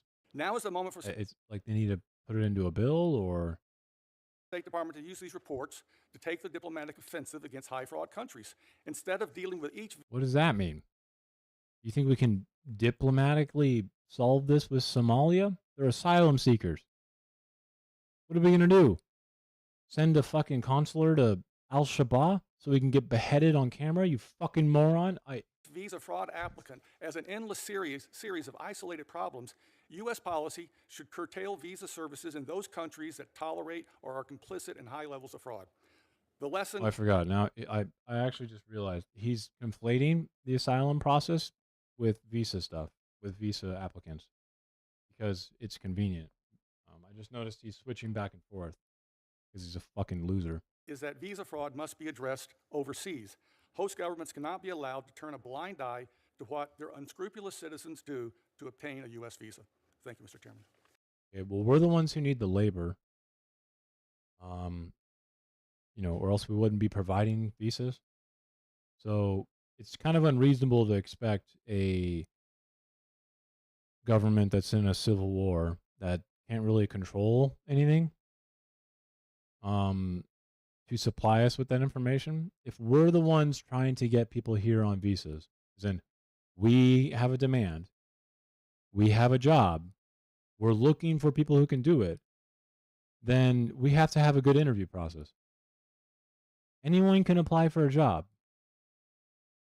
Okay? I can go apply for any job I want right now. If Microsoft decides to, take my application to the C-suite seriously, and I show up with my fucking stupid ass and I'm all like, what's up, bro? Are you going to get mad at where I came from, or are you going to get mad at yourself for being so fucking stupid? What is this line of thinking? Zero accountability. Thank you, Mr. Linderman. Mr. O'Brien. Chairman Cornyn, Ranking Member Padilla, and members of the subcommittee. Fraud in the United States has increased dramatically, driven in a large part by electronic systems that make it easy to hide one's true identity. The Federal Trade Commission reports that financial losses tied to fraud in the United States rose 25% from the period 2023 to 2024. Fraud in what? Fraud where? The subcommittee. Fraud in the United States has increased dramatically, driven in a large part by Oh, this guy's a part of FAIR, isn't he? Oh my God. electronic systems that make it easy to hide one's true identity. The Federal Trade Commission reports that financial losses tied The Federal Trade Commission reports that financial losses. Okay. That is massive scope. Are you going to turn this around to immigration? to fraud in the United States rose 25%. That is far larger than just immigration, dude. The Federal Trade Commission, the entire FTC, financial losses tied to fraud. Are you fucking kidding me? 5% from the period 2020. Why don't you learn how to use real statistics that actually, matter with the fucking topic right now? What are we doing? 2023 to 2024, over $12.5 billion. Yeah, because it's the fucking FTC. But what many Americans don't realize is that immigration-related fraud represents a large and largely unacknowledged share Oh yeah? Tell me the percentage. Instead of saying redundant, large and largely unacknowledged, how about you just tell me the exact amount? of the problem. How much? Now, we've heard about Oh, you're not going to tell me. I got it. Typical. You would if it was large and unacknowledged. Wouldn't you want me to acknowledge the amount, right? Isn't that something you'd want me to do? immigration benefit fraud, but there is another type of fraud that accompanies I don't care. Why don't you tell me the unacknowledged amount so I can acknowledge it for you? immigration, which we refer to at USCIS as immigration-related fraud. I don't give a fuck, you fucking poofy-haired little bitch with a bow tie. Why don't you tell me what the unacknowledged share was? And that consists of crimes committed to maintain life in the United States when We're someone not going to get it already.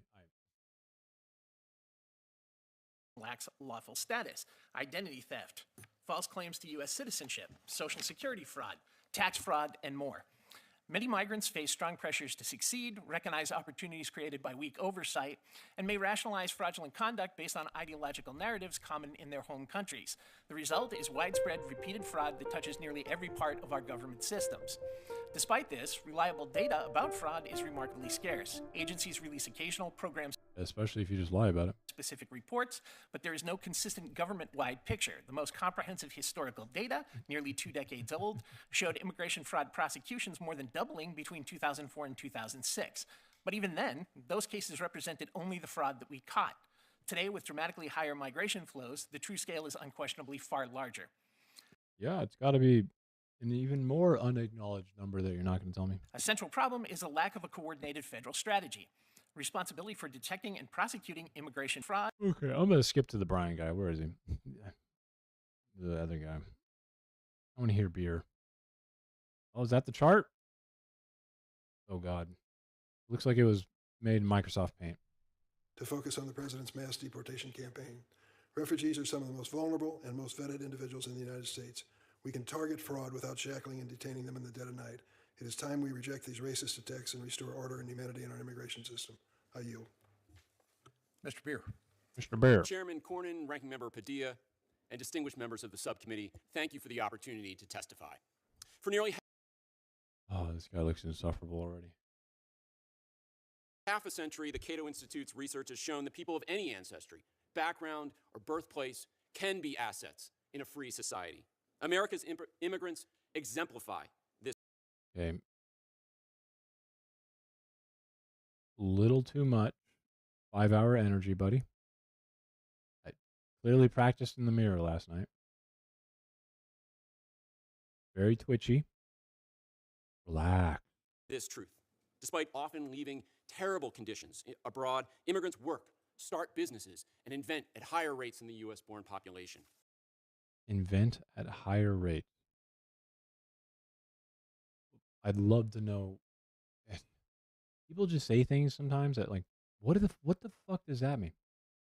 They are intuitive. They are resourceful because they have less to work with, naturally.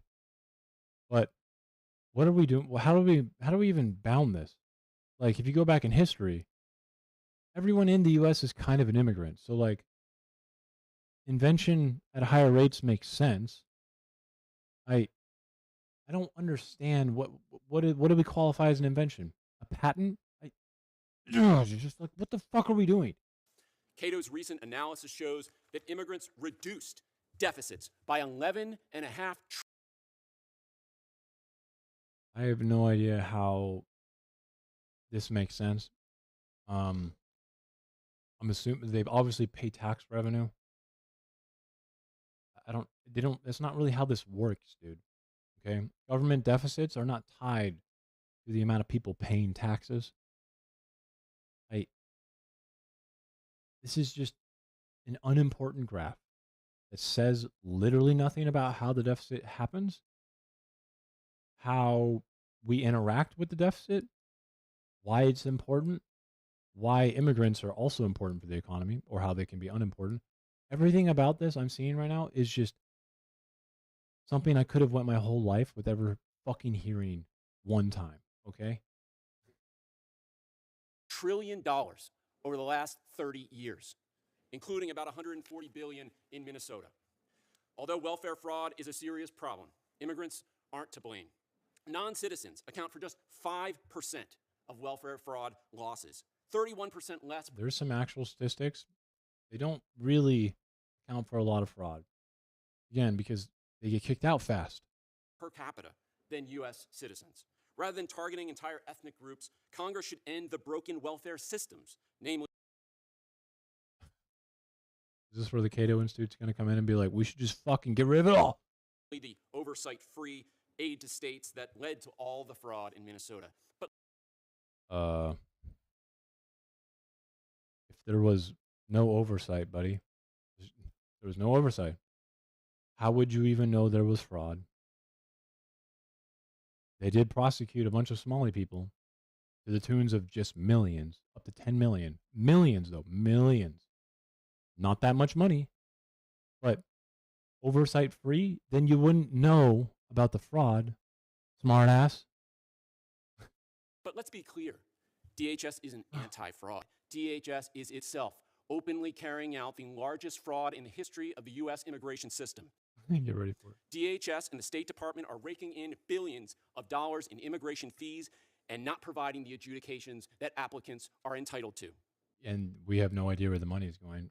It's going to the Treasury, I guess. But for individuals for over 90 countries, half of all legal immigrants, the administration is simply not processing their applications.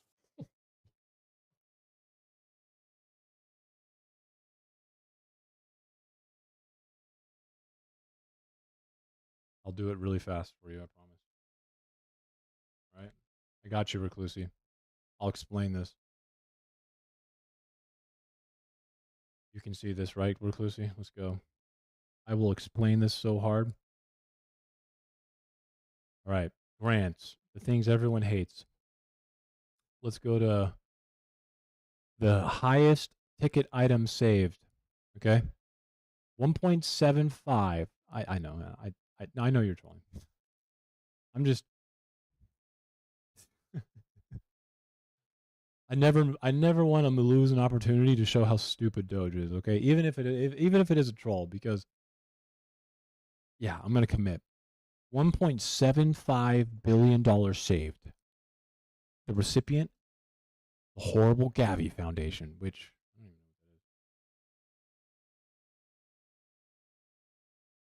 Increase access to immunization to low-income countries. Horrible Gavi Foundation. Fuck. Let's see.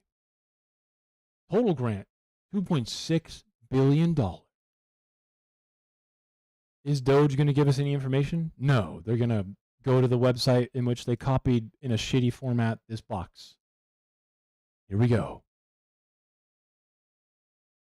A single click.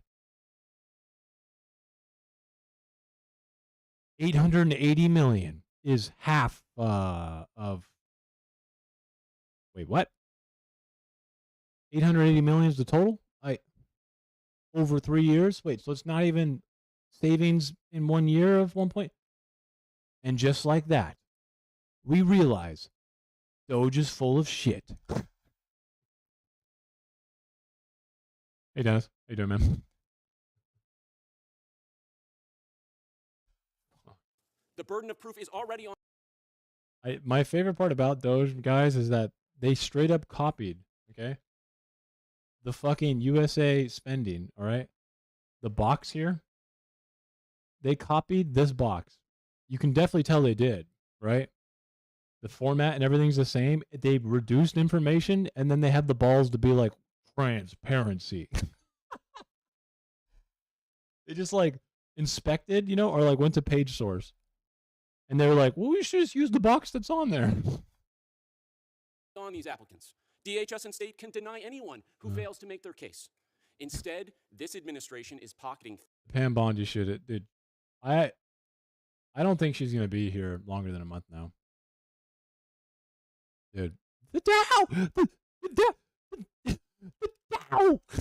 thousands of dollars from hardworking Americans and their relatives, It's including 50,000. spouses and minor children of U.S. citizens, and then not even looking at their applications. Pam Bondi like crumbled like a little fucking toddler when too many questions were asked about Epstein stuff, and she deflected in the most weird, pathetic. I felt pity for her. I was actually like, oh my god, I feel sorry for how whatever is playing out in front of you right now. And then I remembered that she is like an actual witch.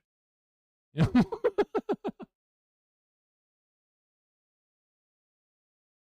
Bro, she literally had to resign, remember? Because she removed 2 prosecutors on Trump University case.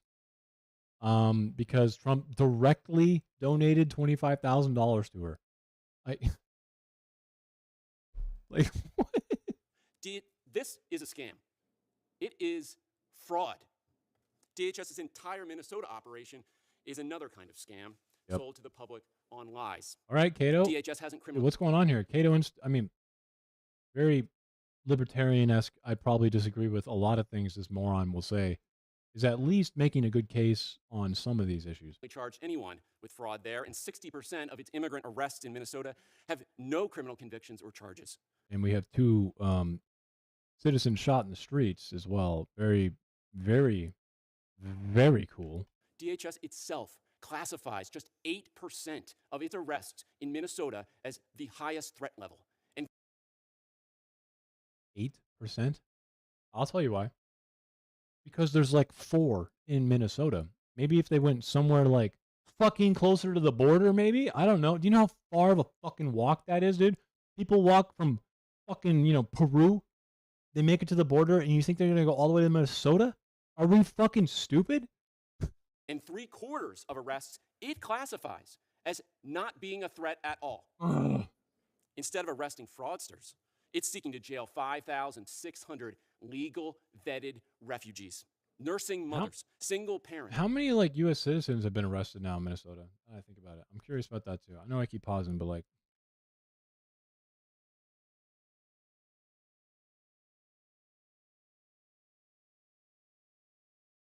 how many people have been arrested?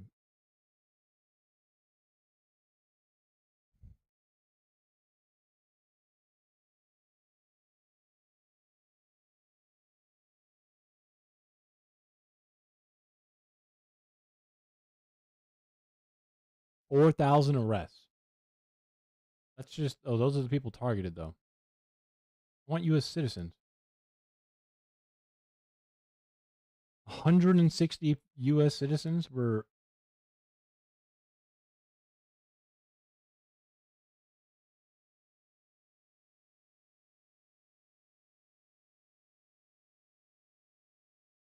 Yeah, I have a feeling he is. Long-term residents already. This guy is a member of the Cato Institute, which is another nonprofit that cosplays as like a real research foundation, which is completely ideologically backed by some small penis fucking thoughts and extreme, laissez-faire economics, libertarian, fantasy libertarian ideas. So like the type of dudes who think we can just get rid of every regulation in the entire planet, and then they'll sit there and not be shocked when I ask them, like, well, how do we know if, like, you can sue a company if they, like, poison your water supply?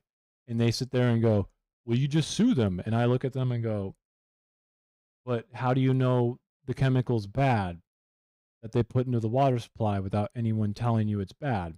And they go, well, we would just know. And I have to, like, fucking take my fucking hand and just smash it all the way through my fucking face. Already dragged away from their families. It's like, okay, so you just want to exist with everything we already know and have that was like dependent on all these regulations and agencies, and just act like it'll just exist without it. Got it. I'm so glad that you would know what C8 is and how C8 would give you cancer without the EPA. I bet you would really know how to isolate. Like, play it out in court, right? You go to court, this company's poisoning my water supply, and they go, prove it. And you're like, What do you mean? Yeah, it's just these people live. I call them Fantasyland libertarians. They're just unicorns, like existing in like the fucking My Little Pony world, dude. DHS has become the biggest law breaker. My Little Pony in America libertarians, dude. Just, what do you mean? You could sue them for damages. And you're like, okay, got it. You know what they're gonna say? How do you know it's not something else in the water? And your dumbass is gonna be like, I know it's you though. And then they're gonna be like, no, you don't. Get fucked. Have a good night, Dennis. Today. In less than a year, DHS has attacked the 1st, the 2nd, the 4th, 5th, 6th, The 8th, 7th. 10th, 14th Amendments to the U.S. Constitution, the writ of habeas corpus, the independent judiciary, and much more. Every day, masked DHS agents detain Americans based on their race and demographics. They What are arrest you caring legal about that, immigrants buddy? for criticizing What are we doing? their foreign policy and Americans for recording them doing it. They threaten, assault, and even shoot people for exercising their. Why didn't he say the 7th? They're definitely fucking the 7th as well. Why did he skip the 7th? In suits at common law, where the value and controversy shall exceed $20, the right of a trial by jury shall be preserved, and no fact tried by a jury shall be otherwise re-examined in any court of the United States. A lot of these people are not getting a jury. They're not getting any right by trial. Like, why would you skip the 7th? First, and their Second Amendment rights. They break into our homes without judicial warrants. They sentence Such a weird skip. legal immigrants to foreign prisons without trials. But that's literally the 7th Amendment, bro. He skipped the 7th. They are trying to strip the citizenship of Americans born in this country. They detain people without lawful basis, and they ignore court orders to release them. What? And of course, they lie about I'm over all it. I'm of sorry. this. Combating fraud and upholding the rule of law is The Constitution is a continuum. Like all the founding fathers, is like even Thomas Jefferson. I'm just gonna cite from him right now. Thomas Jefferson famously wrote that the Constitution is going to need to be changed with every generation. At least most of the principal writers wanted the Constitution to be changed. That is a fact. The Constitution is just a document. I have one on my desk because I value the Constitution of this country, not because I'm like an originalist or anything, but I feel like it's a testament to the strength of the document and the United States that this country was able to have so much change, as in like giving black people rights, overcoming in the process of finishing it, but overcoming chattel slavery. A lot of these things require countries to just have revolutions, but I think it's a testament to the U.S. that the Constitution has allowed for all the change and still remain radically inclusive. Because the document, this may sound bad, but the document was written with no regard for black people and white people, which made it extremely inclusive when we needed to bring them in. These dudes literally wrote only for themselves because that's all they thought of, right? They're trying to be intellectual, and it made it radically inclusive. It makes no mention of black people because black people were not even in their mind. is important, but the public cannot have faith in that. So, in a way, the American Constitution is like radically inclusive, okay? It can be as inclusive as you need it to be. Biden administration that regularly gets away with fraud, lies, and lawlessness. Wait, what? Holding the rule of law is important, but the public cannot have faith in that effort. Biden administration. Biden administration, sorry. For a second there, I was about to be like, we're name dropping Biden before Trump in this. That regularly gets away with fraud, lies, and lawlessness. Even the FBI supervisor and the You can tell that he's quivering because his bottom lip is like showing his teeth for some reason. 14 U.S. attorneys in Minnesota who were responsible for leading the welfare fraud effort there lost faith. Didn't we just read that Tim Walz, in a response to the fraud that they found, the millions of dollars only?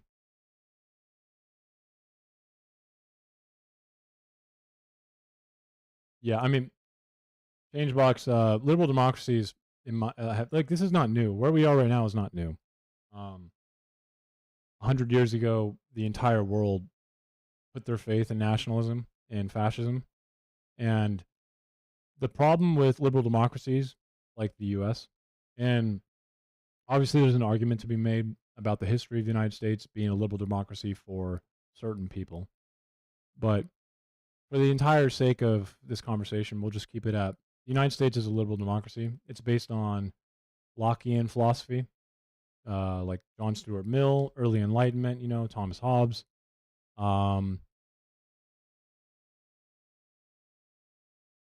Yeah. And where we are right now is a response to liberal democracies not doing well. So fascism and all the whole idea that surrounds it is not something that is novel at all.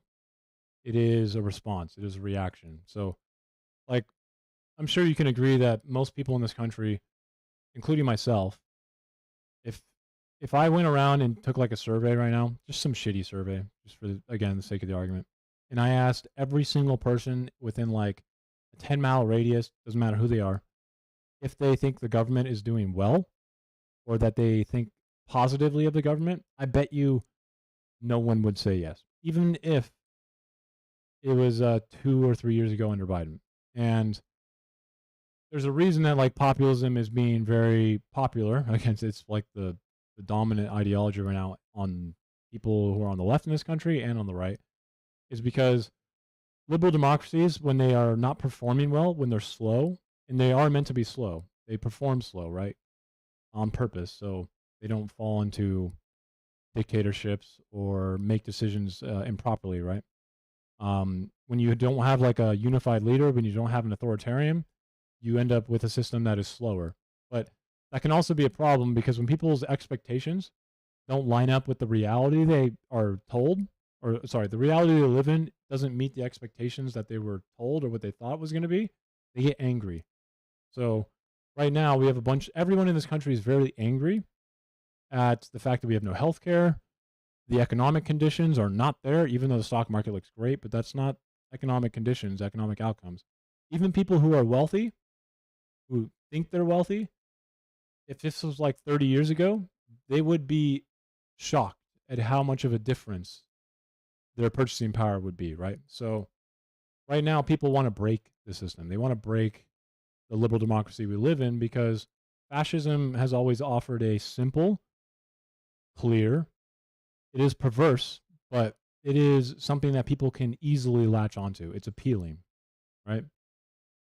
Make America great again is not something I can go, that sounds dumb. I don't want to do that. It's always an appealing, very simple, clear message. And then fascism plays on all of that. It plays on the fact that people are really angry and upset and they want something to change. They want their reality to fit that expectation. And what happens is they're willing to give up the freedoms that they normally have in hope that the leader that is telling them all this will give them that. And it's unfortunately the main problem with fascism is not that it's inherently bad. It's that it leaves the country too vulnerable to someone who is. Exactly. People are really upset. You can't really blame them, right? There's a reason Bernie was very popular in 2016, right? And I say this a lot in my stream. A lot of people in here are probably annoyed at me saying it, but whenever you talk to a very far right ideology, we're talking someone who calls, Biden a communist, everyone a communist, and they're in a militia almost. If you ask them, do you like Biden? Or would you vote for Biden? Would you vote for Kamala? Or would you vote for what's his name? Vice President Mike Pence? Or would you vote for Bernie? Every single one of these crazy fucking weirdos, pseudo-conservatives, for a fact, they all go, I would vote for Bernie, even though they call him a communist. So it says a lot about where the country is right now. And it really just kind of boils down to the fact that, in my opinion, our government is not performing or adequately reaching the expectations of what people thought their reality is going to be. And that means they look to break it, whether it's in a more progressive way or a, fascism is notoriously a more far right ideology that takes advantage of this, but this can happen in a more progressive way.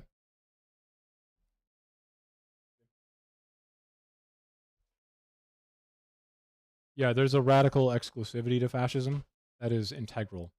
So the leader, right, who has that like clear and simple language, because he has a simple solution, right? And the simple solution is grievance politics. It's just it used to be good. I know why it's bad. That's why it's bad. We need to do that. It's very simple, right? But that's why it's appealing and it's why it's dangerous, because, people love grievance politics, especially if they're a bunch of bitches. I have never been one to like it, but people who want fascism, they definitely believe in it. And it makes, again, normal people do horrible things. It makes regular normal people do just awful, horrible things. It's not like fascism is the only thing that can do this, by the way. Personally, I think that classical liberalism and liberal democracies in general have shown that they can, they want it to happen, right? Like, it's funny because when people are asked about the Nazis in the Third Reich, even after the fact, like, a lot of people wanted to understand the psychology behind being a German at the time, and they were asked very often throughout the 60s and 50s, well, what were the best times of your life? And every one of them would be like the Third Reich under Nazi Germany, every time. And they'd still, 30, 40 years later, even today, because we still see it today, be like, I mean, Hitler was just misunderstood.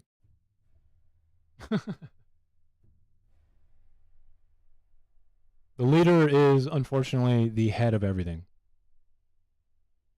And it's a manipulation, but, like, there's reason, like, for fascism, right? The leader is the movement. That's why if the leader dies, the movement dies. Myth of Golem to AI.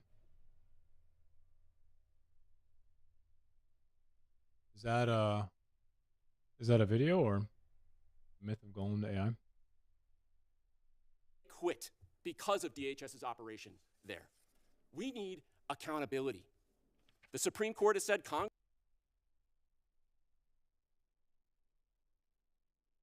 Older Jewish thing? Okay.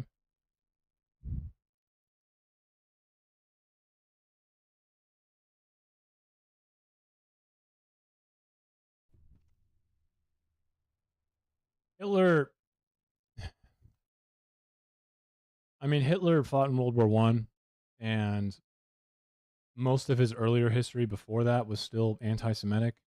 I mean, Hitler straight up got a lot of his propaganda from, I'm not kidding, a fucking like stupid bar in 1913, like what, 1 year before World War I? I mean, he's pretty fragile. He's a pretty fragile human being. Hitler, if I'm not mistaken, also never allowed any photographs of him outside of his uniform. Why is that? Well, he was obsessed with his image. Like, he allowed zero photographs. If he was at like the lake or something like that, or went to the ocean in like the summertime, no photographs of him were allowed unless he was in uniform, looking strong, looking like Hitler, right? He's a fucking super fragile dude. The FBI used to be historically very independent. Over time, that has obviously been... In Trump's first term, he tried to reduce that to no avail. But the second term, he's just getting away with it because no one's even remotely trying to stop him. But in his first term, he had Comey as his first director, who, a lifelong Republican, by the way, was not, like, he was shocked at what Trump was trying to do with him. He invited him to a dinner. He's the head of the FBI, by the way, in Trump's first term. Invited him to a dinner, and he was like, what do you want? And Trump lied to him and said it was going to be like a party. He came and it was just him in a long table. Think like Beauty and the Beast, you know, with like Beast on one side and Bill on the other. And he walks in and he's like, why are there only 2 chairs? But over time, Trump has realized that a lot of our system relies on trust. And if he just puts someone in the FBI spot, the director spot, and just tells them to fire people, then it is extremely dangerous. But Dennis, what normally happens here, he is using it as a secret police right now. I swear to God, I could be branded a domestic terrorist tomorrow. I'm not kidding. Like, the only thing stopping me from probably being hauled away into being domestic terrorist charges right now is whether or not some dude watches my stream and reports me. That's literally how they're going about it. I mean, I don't give a fuck. I don't want to raise a child in a fascist hellhole, but like, that's pretty much what's happening right now. If I was someone more involved with the protest, I read something recently about some kid in Portland, if I'm not mistaken. This dude literally it's like, I just let people use my bathroom. He let oh my God.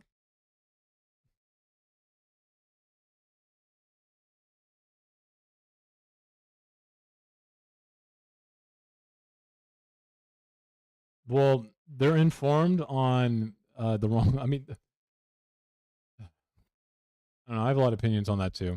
I think there's like a few problems with communication here. Real closely. I wrote something on this, by the way, too.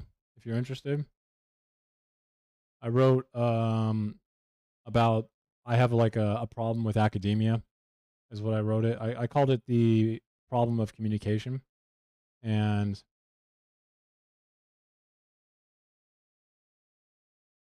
it's this right here. Let me bring this up really fast. So I wrote something called the communication problem, and it kind of ties into your question. The main premise of this is that I have like a gripe with academia a little, because to understand like the conservative mindset a little, which I am conservative in a lot of ways, even though it doesn't seem like it. I have pretty conservative family values. I'm not like anti-trans, obviously, because it doesn't concern my family, but like I probably am going to be pretty disciplined. I don't know. I grew up with nothing like that, so pendulum swinging the other way, maybe. I don't know. It depends. But yeah, I write that in the early internet years, okay, a lot of the social landscape on the internet, like early 2010s, like when I was, right out of high school, is that there was a lot of anti-SJW, far-right ideology that was essentially like controlling the internet space. And I found out that that's kind of mainly because of James Bayer, whatever the fuck his name is, in 1984. I mean, far-right ideology has been online for a very long time.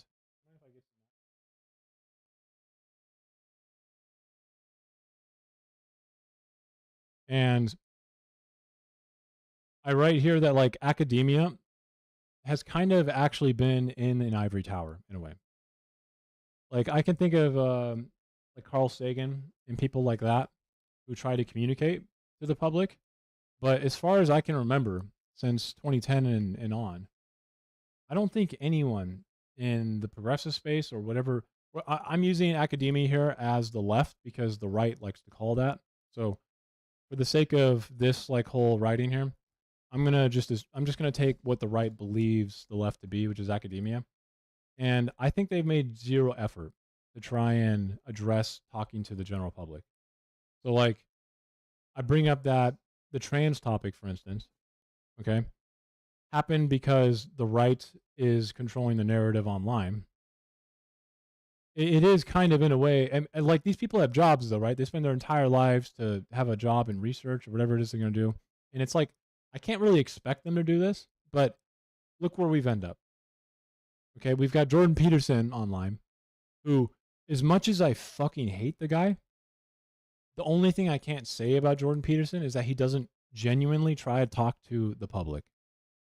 Like, that's what he's good at it. He genuinely wants to do it. And clearly, to me, it seems that people want to find something online. People are actually like looking for it, right? Or else these fucking super weirdos wouldn't be so popular. And I feel like academia, and when you look up academic material on this, they are like 10 years behind. They are so fucking lagged right now on trying to understand the dynamic online and how communication is taking place. And we're finally starting to see academics come into the space and just provide facts and, not that facts matter completely, but just give real understanding of things, right? Yeah. And the education can be bad. So, like, I bring up a concept here like the APA and similar organizations recommend changes to transgender affirming care for lawmakers, right? Well, I just don't really remember a point where anyone, when the DSM changed, anyone trying to communicate that to the general public whatsoever. So, like, the idea of gender dysphoria changed completely in the DSM. There's just no one really talking about anything that happens.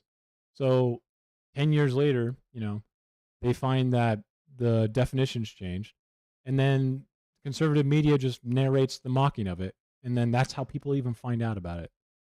And I feel like that would be fixed if, or it would have been reduced if there was some communication going on between academia and the public. Like, I don't know. I just feel like that's like something that they definitely had in their, and they didn't think about. And at least it's happening now. There's people like Dan McClellan, for religion. He's really good. He's respectful. I'm pretty sure he's still religious, even if he does shit on a lot of religious people. It's just thank you for the description, by the way. So I've written a little bit about that. If you want my actual entire Obsidian, by the way, this is my Obsidian. I write a lot, so I used to write more, but yeah. And it's easy to do though when we're talking about topics that no one knows about. So I have a bunch of stuff I've written.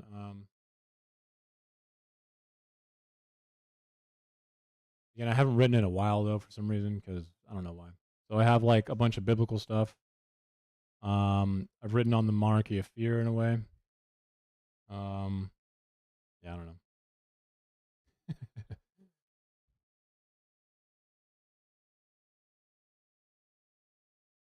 If you you know how hard it is to find people to criticize your writing, so I would love it if you did. The only way to get better at writing is to have people do that, so please do. I think my writing is most strong on the economic stuff. Wait here, Dennis. I thought you were going to sleep. Like, I also have some ideas on like true statements where I try to demarcate what people think telling the truth is.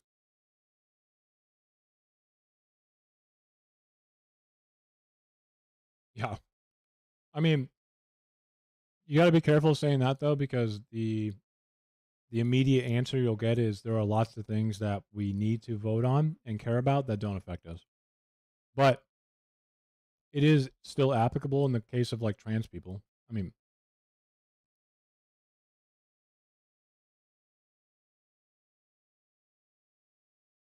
I think we actually discussed this already, right? Like, we really shouldn't be caring about trans people, man. But yeah. When it comes to economics, though, I have a bunch of stuff on here. So a lot of economic stuff. Congress hasn't authorized Americans to sue immigration agents for constant. I mean, you saw my debate with the fascists the other day, right? Like, the problem is that he doesn't believe it's dire to the nation. He was a fascist, right? He's all like, remember when I mocked Blood and Soil and he got really mad and started reciting it from memory? I was like, come on, bro. I know you want to scream it. Like, just fucking quit being a bitch. Tell us you want it. Like, he he wants to break it, right? Like that to him, that's not dire. Constitutional What's dire is losing it to like brown people. violations. So fix it. No more absolute immunity, as the White House says. The new standard, absolute accountability. Anything less would be a fraud. Thank you. Mr. Schwartz. Wait, did I miss the end there? Need accountability. The Supreme Court has said Congress hasn't authorized Americans to sue immigration agents for constitutional violations. Wait, what? Effort there lost faith. They quit because of DHS's operation there. We need accountability. The Supreme Court has said Congress hasn't authorized Americans to sue immigration agents for constitutional violations. Well, for civil stuff, right? They have civil immunity. Shouldn't we hold them criminally liable, though? So fix it. No, wouldn't that open up a bunch of problems, though? Like, civil immunity is one thing you can get after you prove criminal liability, right? So if we investigate them for criminal liability and they are found guilty, then they're open up to civil liability. But we can't just remove civil immunity for no reason. What? No more absolute. What the fuck is he talking about? As the White House says. It's not absolute immunity. Oh my. The new standard, absolute accountability. What the fuck? Anything less would be a fraud. Yeah, no, we can't just remove civil liability or civil immunity for law enforcement officers. We need to just hold them accountable criminally. And if they are criminal, then they are open to civil liability. Mr. Schwartz. What the fuck? Mr. Chairman, Senator Padilla, I don't understand. thank you for inviting me to testify today. The school where I teach at the University of Minnesota is in the Cedar Riverside neighborhood, a center of Somali American life, with businesses contributing to its commercial and social vitality in a community that faced economic distress in the 1970s and 1980s. I'll begin by noting that Minneapolis is now hosting a militarized federal law enforcement presence with ICE and CBP personnel committing civil rights violations that have been credibly documented. Wait, why is his volume so low? Dude. What the heck? Mr. Chairman, Absolute accountability. Dude. Gain knob? Turn it up, dude. What the fuck? It's right there. It's right there on your stupid little thing.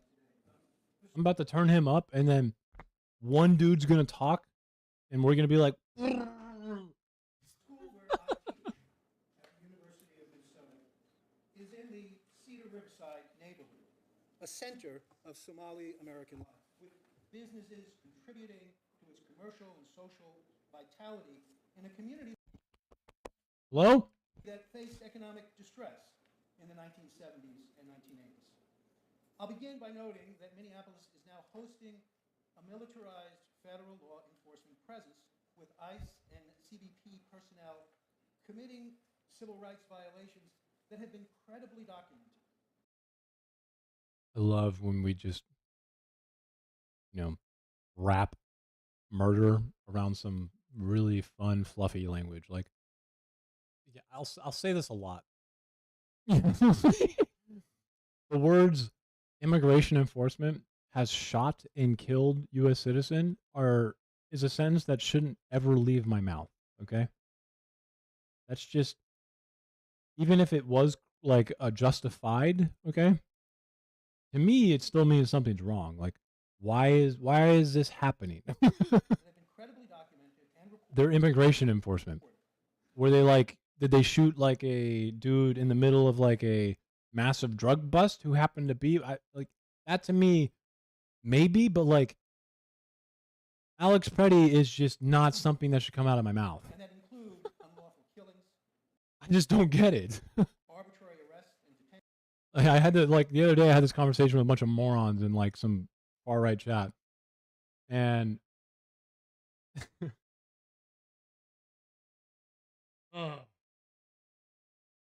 I just don't get it, bro.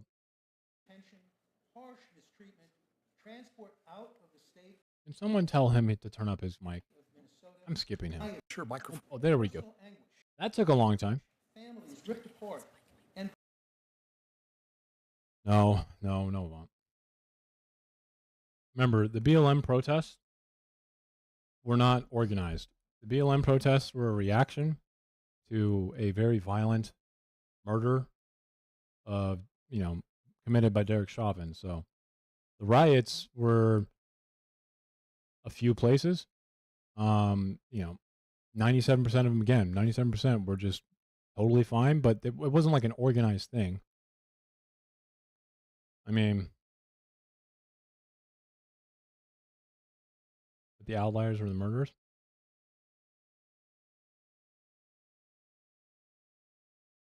Oh. pervasive anxiety that shapes our learning environment and our I mean, just the two U.S. citizens, but actually, there are some credible reports so far that like ICE has murdered people who weren't on camera as well. They're not U.S. citizens though, but there are some people in Minnesota even that they just don't have cameras everywhere, so our civic environment. who have been Mr. shot and Schwartz, is killed. your microphone.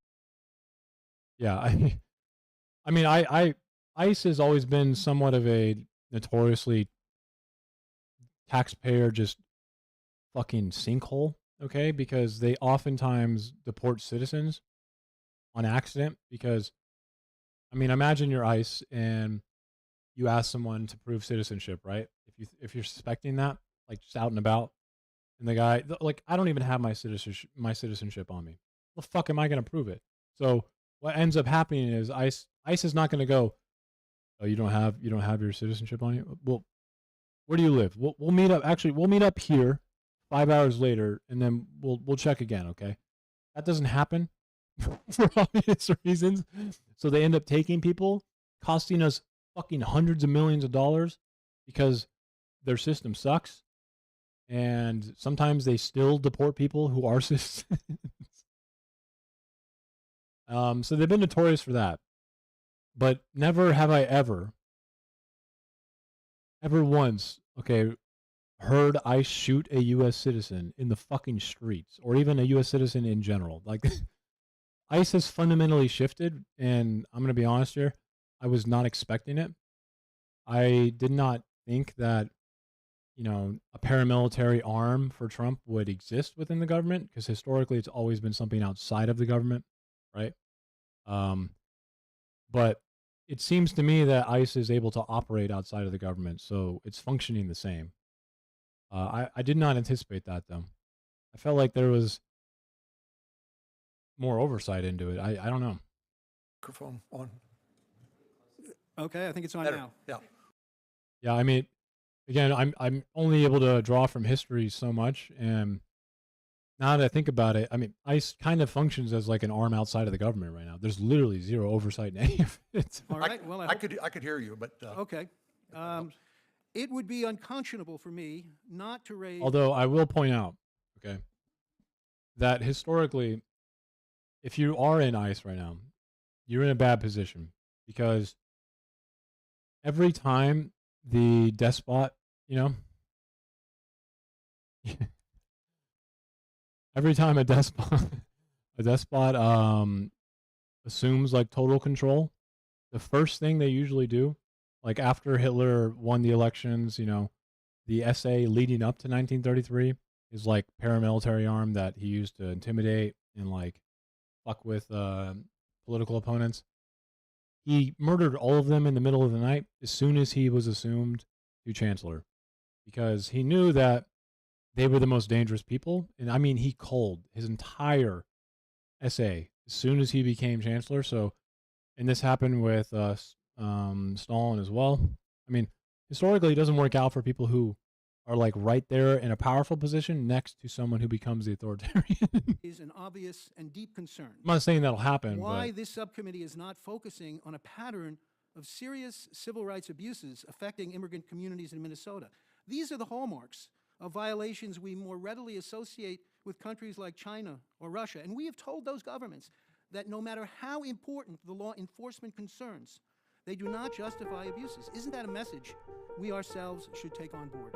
Members of the committee should also be alarmed that the framing of this hearing risks tarring an entire community with a presumption of criminality, especially as there is no verifiable evidence that there is a greater degree of illegality in the Somali American community than in other immigrant communities, or, by that matter, than among U.S. citizens. And these concerns are compounded when the president refers to Somali Americans as garbage, and declares that he doesn't want them in the United States. Nearly all of the members of this subcommittee have a critical mass of Somali Americans who are your constituents. Critical mass? What a weird word to use there. But how many of you have condemned the president's bigoted and racist statements? Turning to the Somali community... I mean, I agree with him. I find that word choice a little weird. Critical Somali mass. Americans have played a significant We're role about to fucking form a singularity or something. in the vitality of Minnesota's We have too many Somalis. Singularity. Minnesota's high quality of life measurements, compared to most other states in the country, are due in no small measure to Minnesota's immigrant population, which is critical to meet demand for labor in the decades Yes, to come. it is. Yes, it We'll is. now turn to the question of refugee vetting. By the advent of the second Trump administration, the United States had in place the most extensive refugee vetting system in the world. Refugees face vetting that is more thorough than for any other travelers to the United States. Well, it only exists in Einstein's math because it didn't really, it just, divergency. It exists, but just not in his math. We just need new physics. No! Is that his mic? Did he hit the mute button? No, it's me. God damn it.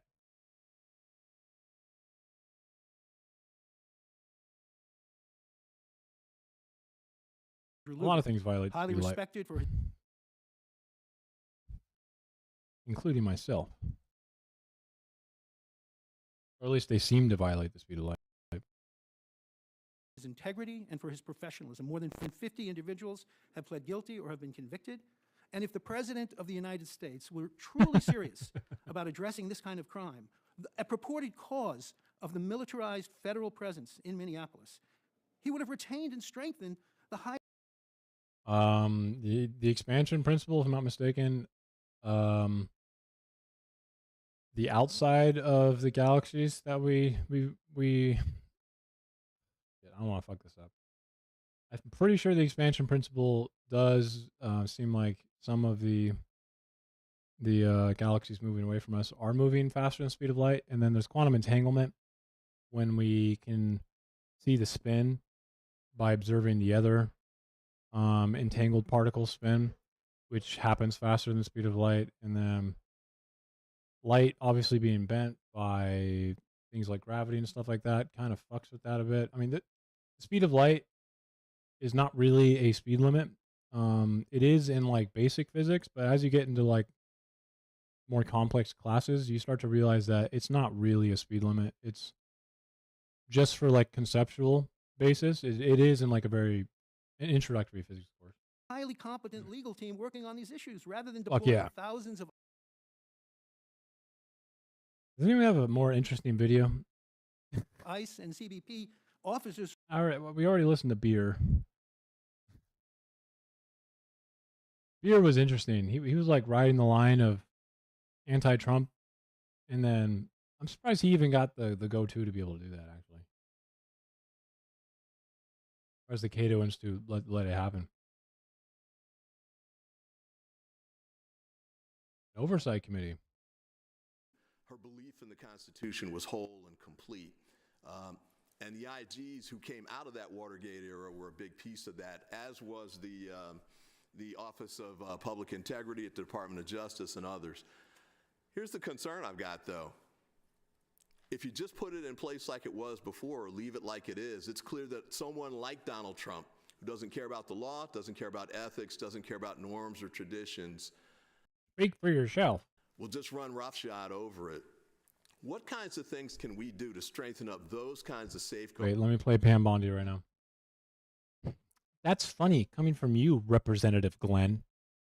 You visited a hairstylist 3 years ago and paid $400. Now, I'm looking at you as a bald man, and I think the American public deserves to know Where did that money go, Glenn? And how was the vacation you took? Let me get my papers out. 2 years ago. Your family visited Hawaii, Glenn.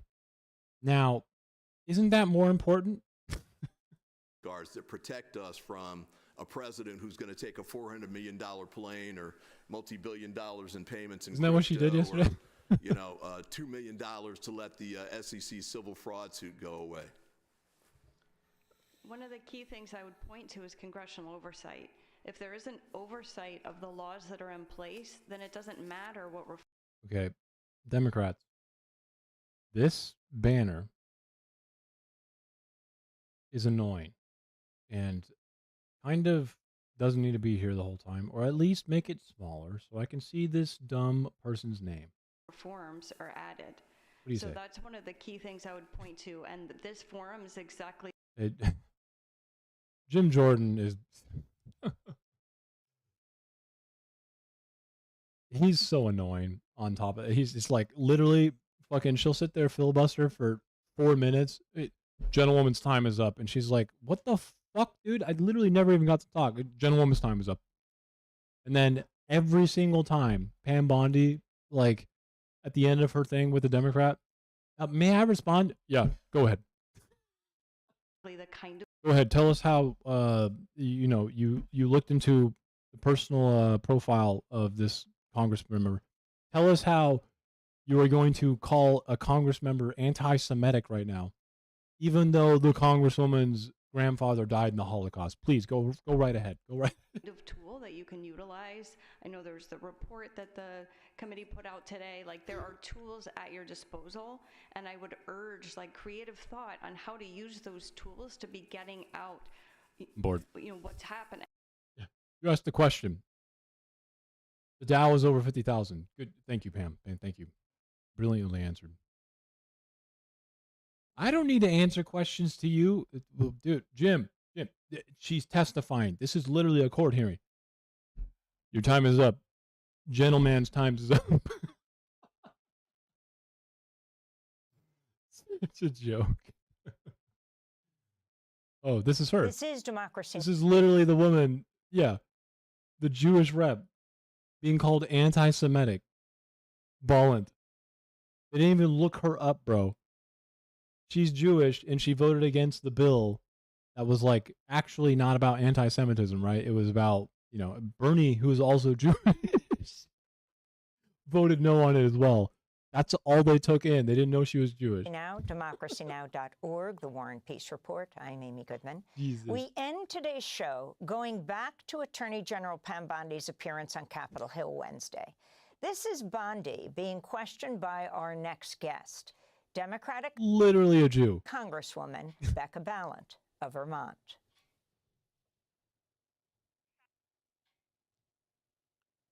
And we now know that Lutnick went to Epstein's Island in 2012. How was that not a deal breaker for the president? And why aren't you asking questions of the Commerce Secretary about what he saw when he was at the island, which he lied about not ever going to? Why are you not asking these questions? And I see that my time is almost expired, so I will say this. Do the right thing, Attorney General. Meet with the survivors. They have been asking for a year. Meet with the survivors. Do the right thing. I yield back. Gentlelady yields back. The gentleman from South Carolina. May I respond? Is recognized for 5 minutes. May I have 20 seconds of his time? So that'd be up to the gentleman, but. Absolutely, Madam. Thank you. Thank you. I was curious if you, Congresswoman, asked Bill Clinton that. Didn't see one tweet, not one. I didn't see one tweet when Joe Biden was in office about Bill Clinton. Didn't ask Merrick Garland anything about Epstein, not once. When he was weak sauce. And also, I want the record to reflect that, with this anti-Semitic culture right now, she voted. Again, she printed out who voted no. Didn't take the time to see that the only two people who voted no on this were two Jews. It was Bernie and this woman. Against a resolution condemning. Oh, he is Jewish. I just want to be clear. Do you want to go there, Attorney General? Or do you want to go there? Are Time you belongs to the serious? gentleman Talking from about South anti-Semitism Carolina. to a woman who Lady lost her grandfather in the Holocaust? Really? After that exchange, Democratic Congresswoman Becca Balint of Vermont left the hearing. She joins us now. This is Democracy Now! Thank you so much, Congressmember Balint. I don't know how you can call like a Jewish person who is, you know, in the United States at least, right, anti-Semitic because they voted no on the clearly not even about anti-Semitism bill. For being with us. Who's literally Jewish. Explain why you walked out on the Attorney General Pam Bondi. So I walked out because, well, first of all, my time had expired and I needed to collect myself, quite honestly. And the thing that I want people to understand is I was there in that hearing really channeling all of what I've heard from the survivors in the multiple times that I've met with them. And I was just so disgusted that I had ended my remarks by saying, No. Pam Bondi is a soulless fucking hobgoblin, okay, who will be yours for a small bribe of $25,000. the right thing, meet with the survivors. And she continued to make it He sucks. about other things and other people. And her going after me personally like that was just too much because the survivors were sitting right there asking for her attention. Instead, she chose to. She needed to get to the page, you know, somewhere. She was turning the page to the survivor page so she could turn around and acknowledge them, you know. It just took a long time. You guys asked too many questions. Accuse me of anti-Semitism. Come on. And in retrospect, as I've had time to think about that with my team, I think she did that because the Department of Justice had been surveilling us. And so she knew that the files that I had looked at were Secretary Lutnick. And I think she was going to try to go after my line of questioning by attacking me as anti-Semitic because Howard Lutnick is Jewish. And No, it's because you voted no on the bill. So did Bernie. That had nothing to do with anti-Semitism. It was mainly used as a arm of saying people are anti-Semitic. You didn't just like enforce some crazy fucking, you know, freedom of speech violations and shit. She had no idea that you were Jewish, or she probably didn't know Howard Lutnick's Jewish. they hadn't also done their homework about my own Jewish identity and my background. It was just heartbreaking to watch. That is awesome, bro. I didn't see one tweet about Joe Biden. He's gonna be gone in a month, bro. I guarantee you. I give it a month. Holy fuck. Great. Act had none. A disastrous Obama-era policy that severely Is this what you were talking about? damaged the largest deregulation. Lee Zeldin, who you all know, and to announce the single largest Our local demonized black-eyed fucking folk hero in the flesh. regulatory action. Everyone in this administration there's something wrong with them, dude. In American history. You know I'm being petty? That's a big statement. What in the fuck is this hair, dude? What is going on here?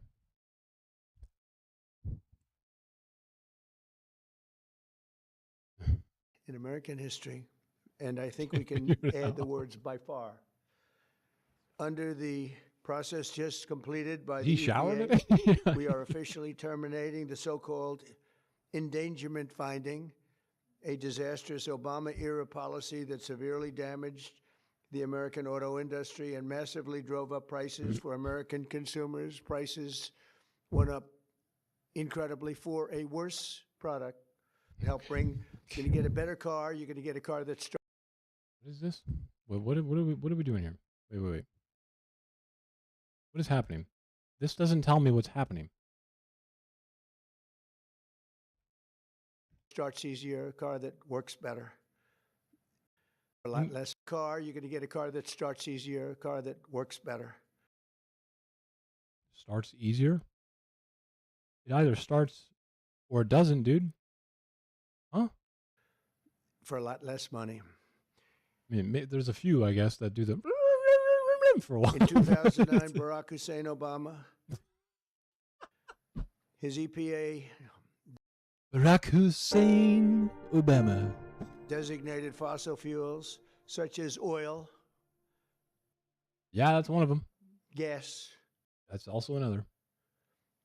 and Coal? other things Like coal? that actually make factories rock and roll.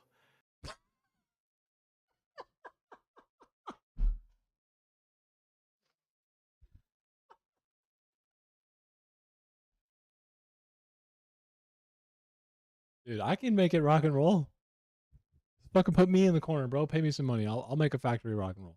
And other things drive very nicely as a threat to health and human welfare, known as the endangerment finding.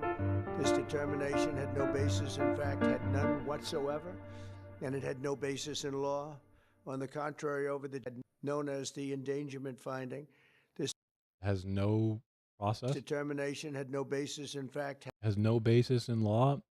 Okay. had none whatsoever.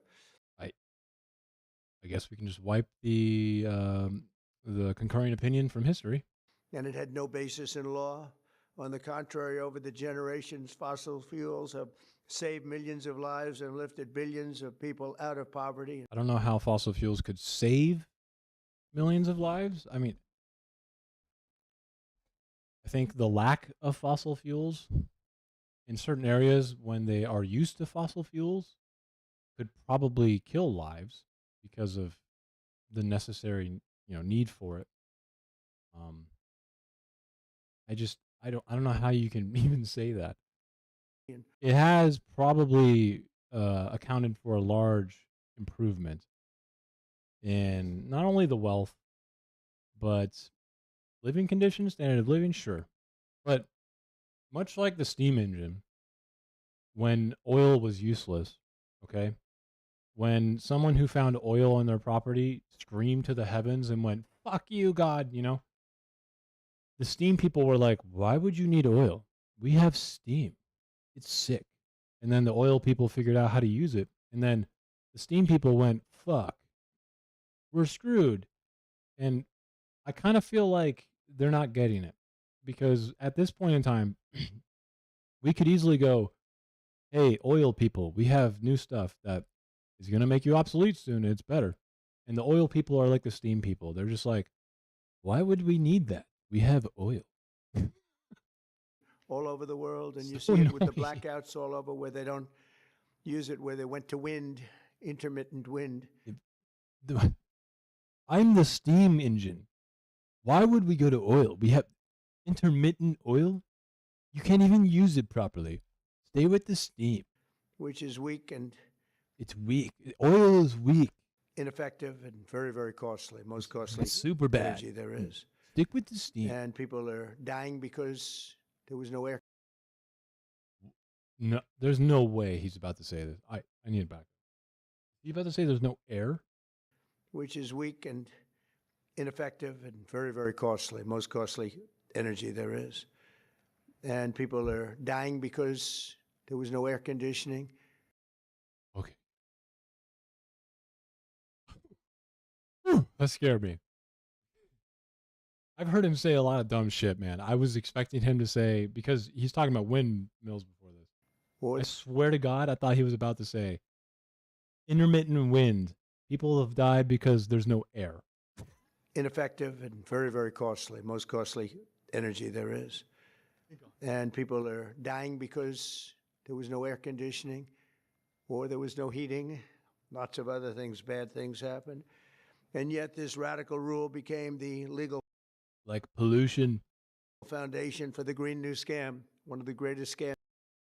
otherwise known as the Green New Deal, which I don't know if he knows this, but didn't even make it off the House floor. It was never passed.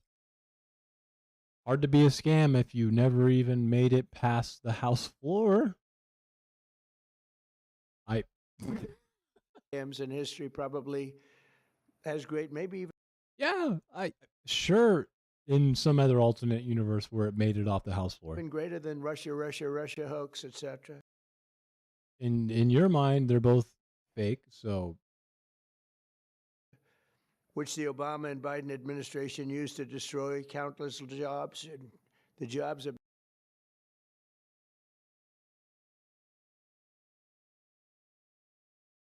wait.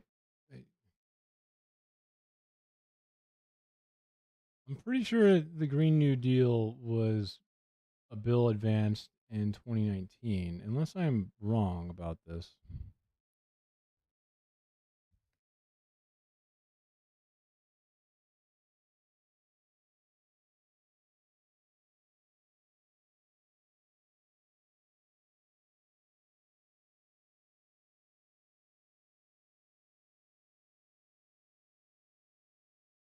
Isn't that like when you were president? Huh? have been just decimated. What? Although they're all coming back because of tariffs. It's been reiterated a few times, but what? They're all coming back into our country at levels we've never seen before. Every time. No, they're not. But it raised prices and caused immense Is he forgetting what he's talking about? harm to the U.S. auto industry. We thought irreparable, but we've got them back. We're coming back now. I was in Detroit, as you know, with Ford, and they had one of the earliest plants from the early 1900s. It was going to And it close. was, Then I shot him a look and went, no. And he went, of course. going to be closed I'm going to down. lose money for And you. then when I won, they said, let's keep it open for a little while. Let's see what happens. And they just announced, as you know, they're going 24 hours around the clock with that same plant. That's incredible, dude. 24 hours, man. Jeez, isn't that like illegal? That was going to be closed Isn't that like illegal? because of what we've done. Oh. For example, under the endangerment finding, they forced the hated start-stop feature onto American consumers, which unnecessarily shuts off a car's engine when you stop at a red.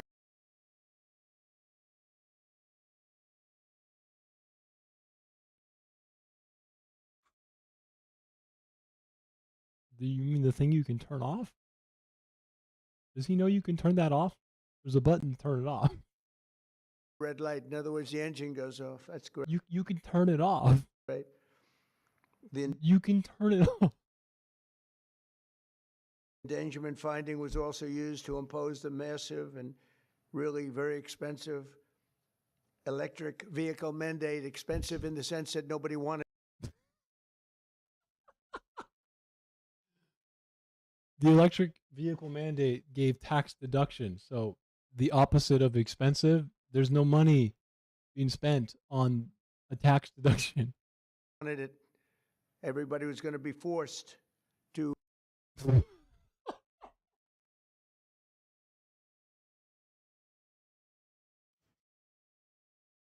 buy an electric car in a very short period of time, No. even though you The mandate is quite literally unmakeable and obviously has a lot of leniency. can't power the car because we would have had to spend $5 trillion on power stations. 5 trillion. 5 trillion. Wait, isn't that investment? That's $5 trillion of investment. Which is not what it would cost, but that's good. Aren't we doing that with fucking stupid AI data centers right now? That's all dead, gone, over. 5 trillions of investment down the drain, I guess. Fuck. You could have made your number of investment that he likes to say 25 trillion, or is it 100 trillion now? I can't remember. These crippling restrictions were a major factor in driving up car prices to unprecedented. The electric vehicle mandate drove up car prices? It's a tax deduction.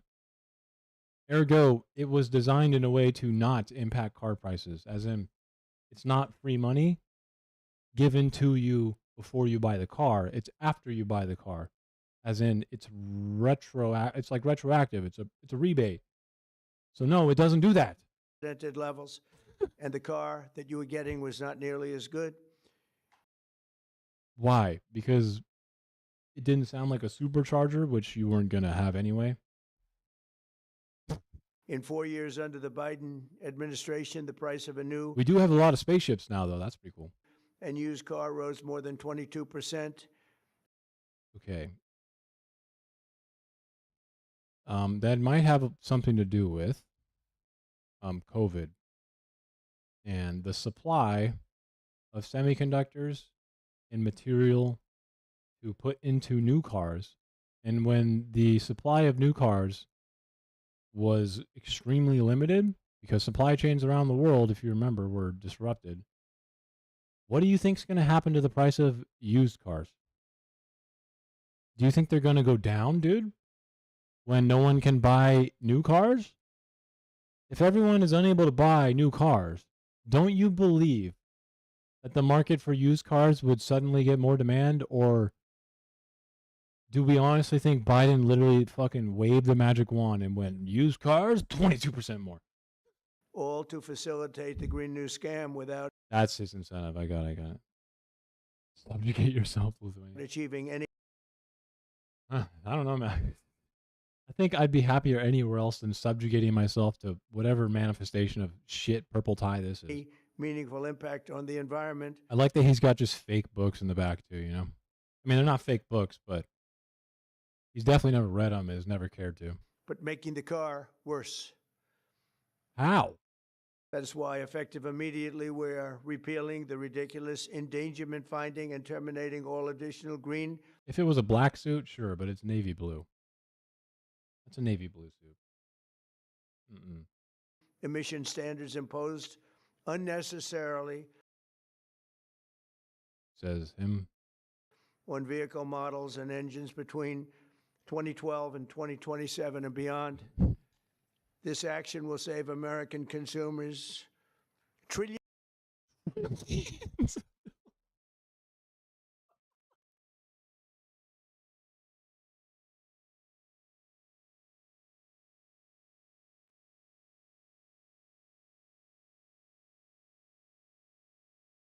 Dude, I swear he's got like a like a bunny rabbit magician hat right there, dude, and he's just pulling out fucking random flaps of paper with like numbers on it, dude. Billions of dollars and will lower the average cost of a new vehicle by close to $3,000. It will? I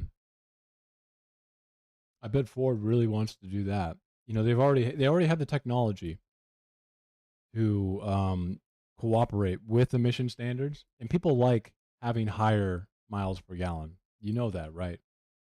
So is Ford going to eliminate those things now, even though they already have the technology to lose $3,000? Are they going to go like, well, people kind of like miles per gallon. Let's just fuck all that up so we can lower the cost of the car, which people are already buying, by the way. So we're going to lower the cost of the car for no reason, even though people are buying the cars as we make them. So to help them or to make Donald Trump's penis get erect? Think of Where that. do you come to this conclusion? During my campaign, I promised to cut 10 old regulations for every new regulation. Which is just weird. Imagine if you needed an actual regulation in place, you know, and it's like a Simpsons episode, bro. Like some dude's like, oh fuck, like there's something wrong with regulation for aircraft right now. We have people dying, and then you need to like implement it, right? And some dude's like, nah, you need 9 more to go.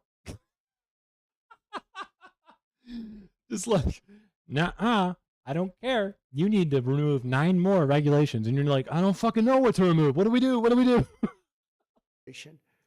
And we've Everyone's like exceeded fucking that. We've instead done it 10 remove the beetle one. I don't know. Beetle. regulations. We were able to cut 129. So now we cut 129. So think of that. So are they in backlog?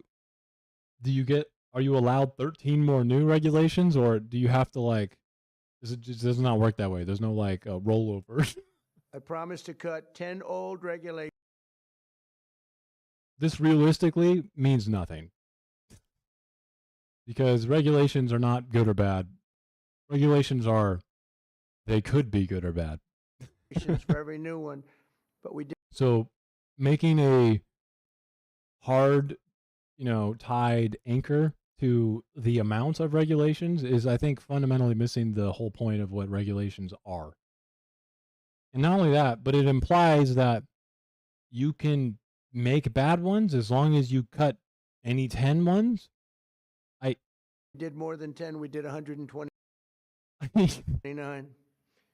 It's something nobody can even believe it. So we did a lot of regulation cutting. Honestly, that's less than I thought it would be. But to be fair, to cut regulations, you need Congress. Kind of. In the first administration, a record. Nobody even close to it now. Well, I don't know what the record's supposed to be.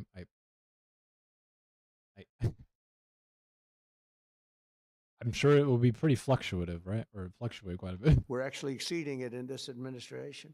If it's the highest ever, you would be exceeding it. Yes, you fucking idiot. The biggest one yet that we've done is happening right now. So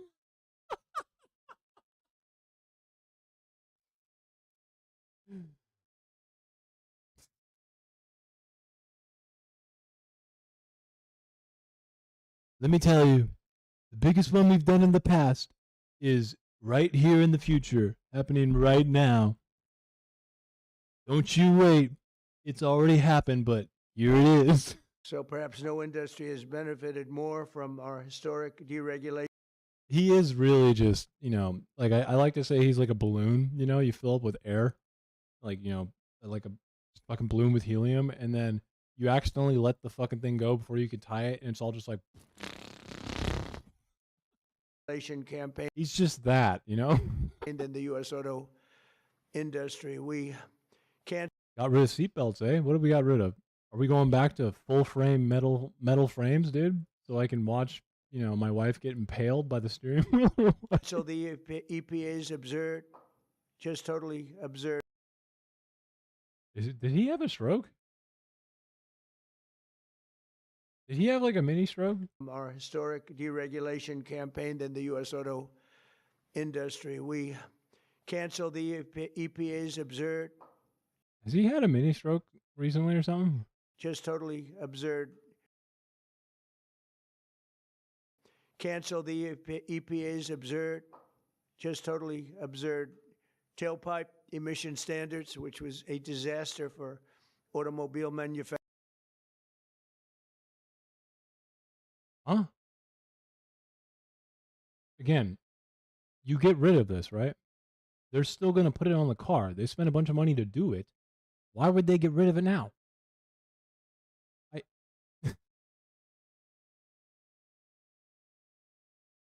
What are they going to do? Remove the Cadillac converters? They just spent a bunch of money. They have like tons of their manufacturing centered around this, by the way. They're just going to remove that? That's going to cost money, by the way. Manufacturing and revoke Biden's emissions waiver that would have allowed California to regulate automobiles for the entire... They can, and they will. Entire nation and their...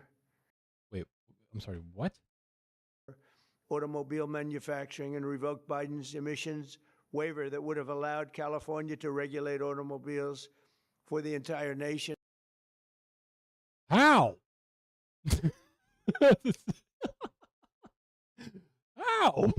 And then they're crazy out in California. I know. I am crazy. I'm sorry. They have nothing but trouble out there, as you know. Okay. As far as I'm concerned, you're not out here, so we don't have trouble yet. I'll have to wait, though, until I see some people being shot in the street by immigration officers. That's why people are leaving in record numbers. People are also coming here in record numbers, so I love that talking point. That's one of my favorites, dude. When you have to remind someone that, like, I mean, yeah, people leave the largest the most populous state in the country, but they also come here at the same rate. So I don't know what you're talking about.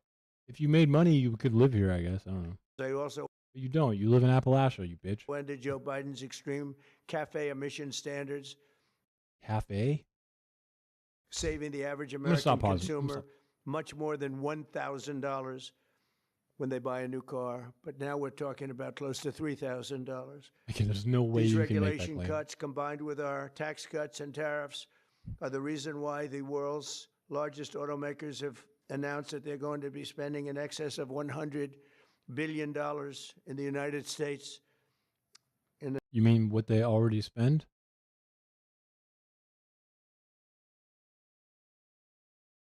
The next very short period of time building new auto plants. Okay, let's test this. You see how easy this is to test? I got you guys. Watch this. Look at it. CPI, right? Here's what we're going to do. Here's what we're going to do. We're going to go. All right, we're going to go to the employee. Okay, employment. Where are you? Employment. All right. National employment. Employment change by industry. 12 months. Construction. 44,000 jobs. Now, if our economy was going to actually do what he's saying right now, as in we were going to not lose 90,000 jobs in manufacturing and barely gain any jobs in construction, don't you think that means that no one is building factories? Or does he just think this stuff is like a figment of imagination? You know, are ghosts building the factories? Who's building the factories, dude? How do you lose 90,000 jobs? It looks like it might be even higher. How do you lose potentially 146,000 jobs in manufacturing and then say with a straight face? In the next very short period of time building new auto plants. Like, who's building them, dude?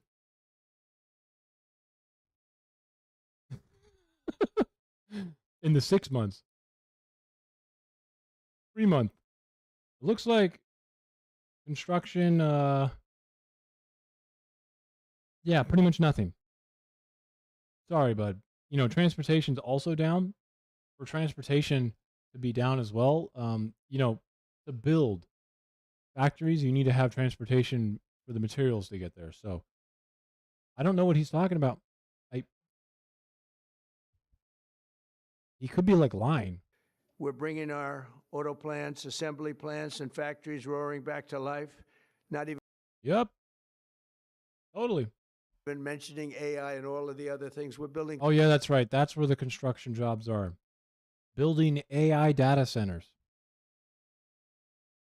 And we're letting Saudi Arabia do it, according to that executive order that Trump made with Saudi Arabia. Oracle Volt or something. DataVolt is building $80 billion worth of AI data centers in the U.S. Saudi Arabia is going to control energy infrastructure in the U.S. Isn't that sick, dude? Anyways, we're building factories. Thousands of businesses in the United States. Except those don't make jobs, do they?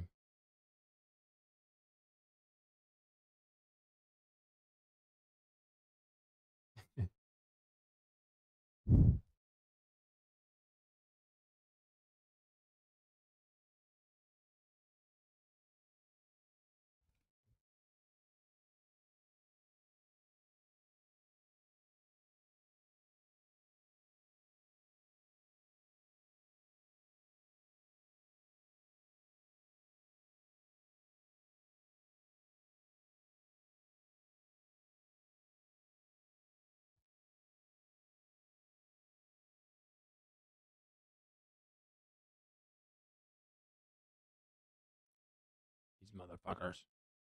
Managers. I think it'd be on manager, right? Funds. Blah, blah, blah, blah, blah.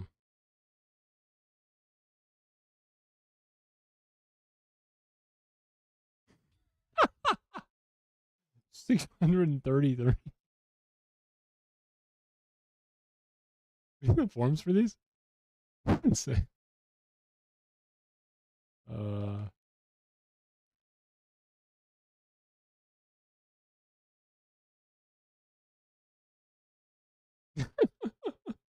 No way, bro. 22.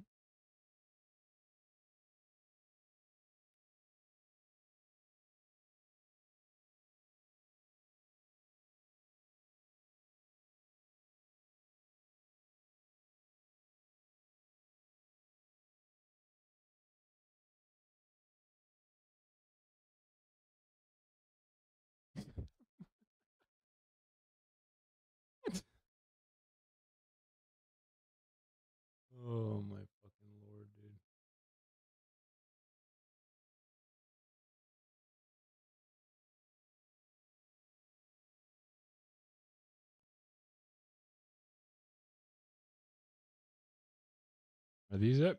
Where are they?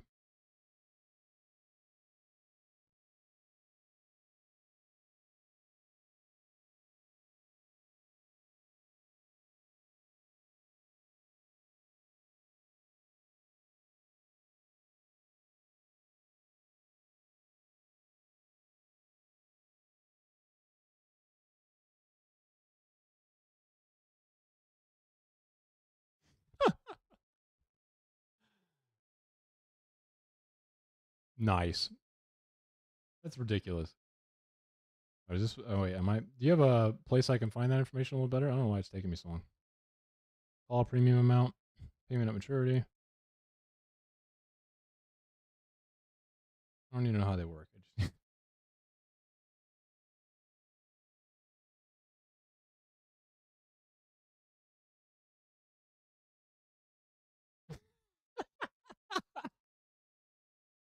Comex delivery reports.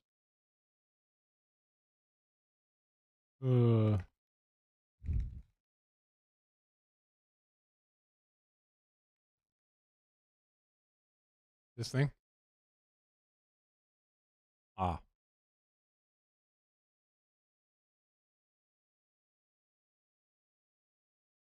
Me clearing. JP Morgan Securities issued stop.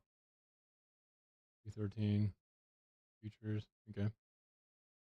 Gold futures. Copper futures. I see aluminum, gold. Do we have silver? Here we go. Silver. 213. This is just for today, it looks like. 2 stopped. End of report. And then I guess we can go to Comex then, right? Early reports indicated over 2,700 contracts delivered in the first 3 days.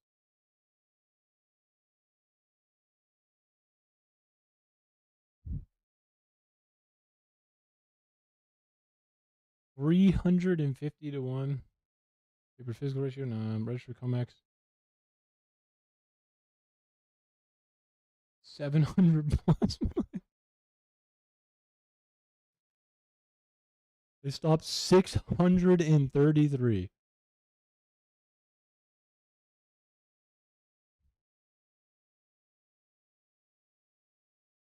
Yeah.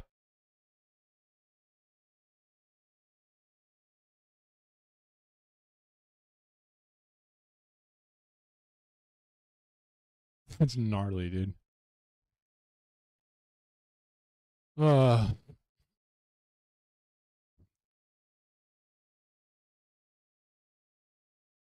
at least it's better than a pump and dump.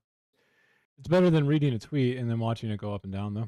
And if you remember, one's slapping you in the face, and then one is slapping you behind closed doors. I my guess. first day, they I'd rather take the one that doesn't, slap me in the face in public. said if I could ever get the Dow up to 50,000. What's your take on this, man? Because the Dow and the stock market to me seems almost like it's a signaling that it doesn't know what to invest in. To me, I feel like the fact that only 7 companies are getting all of the investment right now, and they all happen to be AI companies, is not a good thing. I feel like all of this is just superficial. Because normally private investment can kind of find investments appropriately, but I feel like they're all paralyzed right now, and they're just investing in 7 companies. That's it. Like, no one is taking risks right now. They have no idea whether or not investing in a company that wants to even do a factory will even be liquid, because if this dude literally tweets like your factory is going to become illiquid. In my last year, in other words,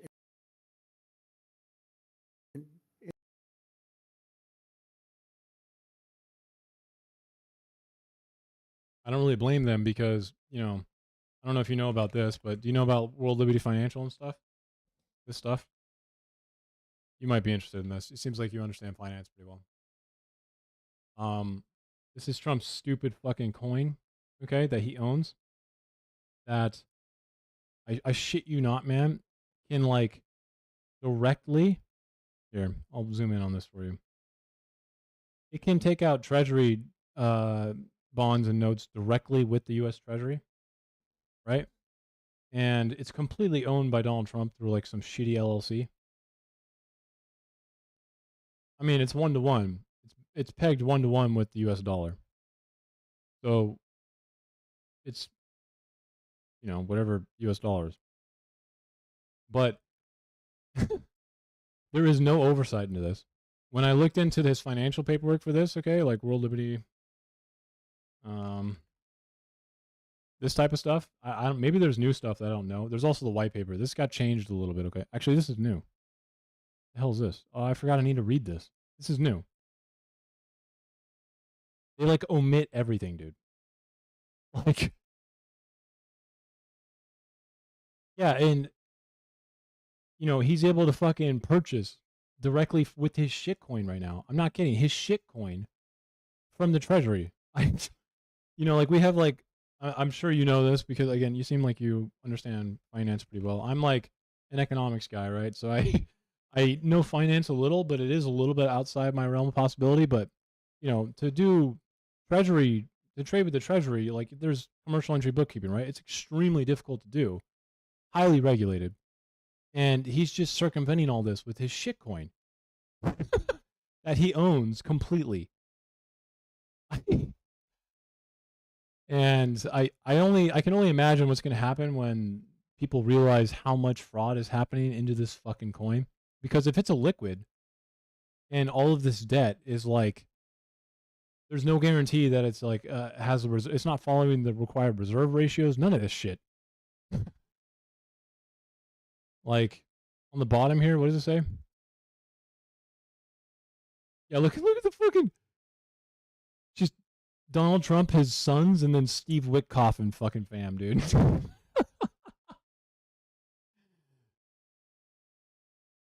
We're gonna tie the US dollar to a new stable coin, which is Trump's shit coin.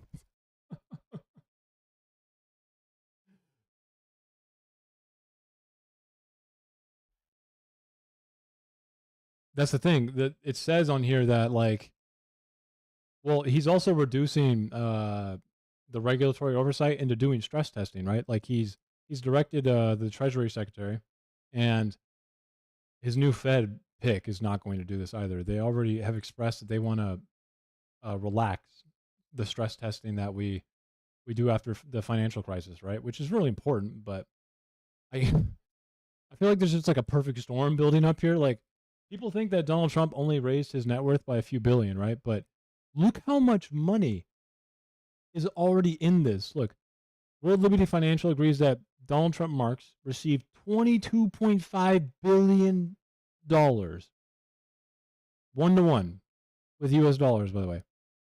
And he receives the right to 75% of the revenues.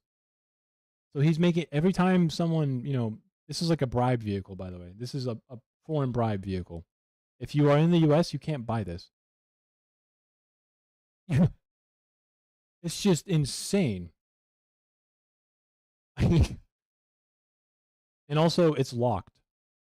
So his coin, USD1, is locked. Like, I shit you not. The risk disclosures here, it says on his website here that USD1 is, look, USD1 is still the US dollar. USD1 is redeemable, is backed by dollars in US government money market funds. Kind of manipulative, right? Because if you go to its risk disclosures, right? Which are, where the fuck did I just put them? Here. Literally the first thing it says, not backed by the government. Not money, not legal tender. Okay. And there, you can't even redeem it. If you buy this, which by the way, you can literally get a wallet right now and buy. Like you can literally get a wallet and try and buy this coin. I'm not kidding. So he's like fucking defrauding regular people without telling them that as soon as you buy this, you can't take it out. You have to be an eligible person, and the only person who can say if you're eligible is Donald Trump. And then you have to be a institutional securities investor or an accredited investor. And the U.S. government has pretty strict guidelines for that, but he's following those. Like you have to have over $1 million, like I think $1 million in securities assets or something like that, if I'm not mistaken. Where the fuck is it again?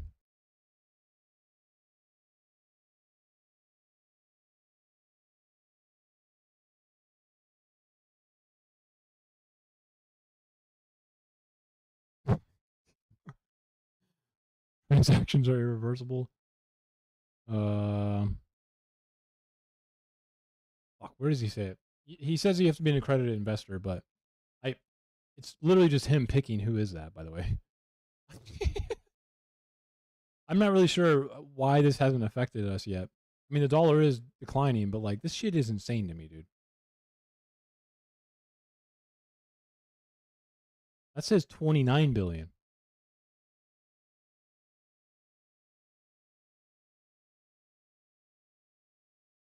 This is a new document. I haven't read this one yet. That says 29 billion.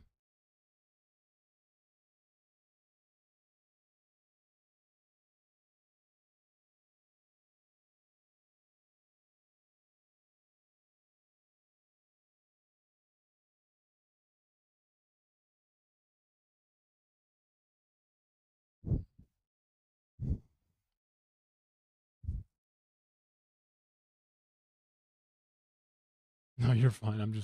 This is something I haven't read yet, but a liquid secondary market for WLFI may not develop.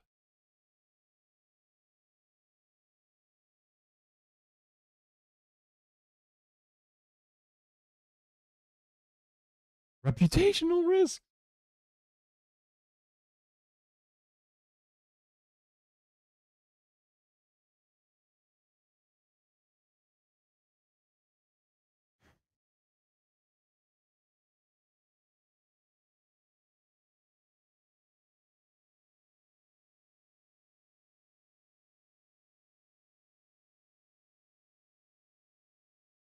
There is a risk of fraudulent activity by the issuer.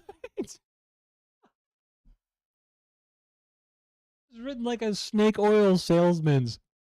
And this is a stable coin that we're pegging the US dollar to 1-to-1. And there could be a liquidity risk. I can take out treasury debt. I can't, dude. I can't.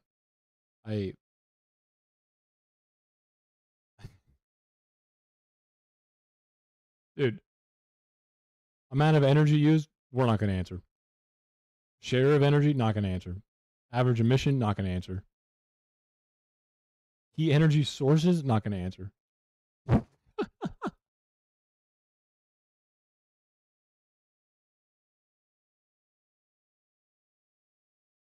Not going to answer.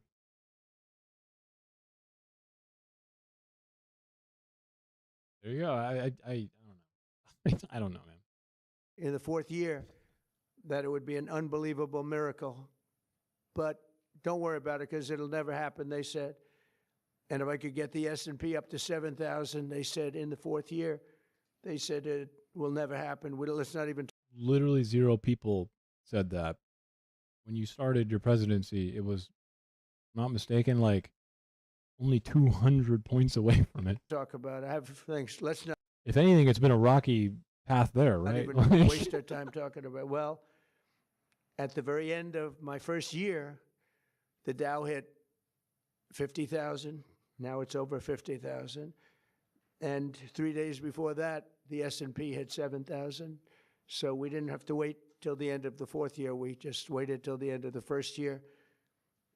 We've never had a country in a position like this, and a lot of it's due to tariffs, and a lot of it's due to the fact that we had a great election, and a lot of good things have been done. One of the good things I did was put Lee Zeldin in charge of our environment. So I'm going to ask Lee to say a few words. Thank you very much. Thanks, Lee. Thank you, Mr. President. This is a big deal. Under President Trump's leadership today, the Trump EPA has finalized the single largest act of deregulation in the history of the United States of America.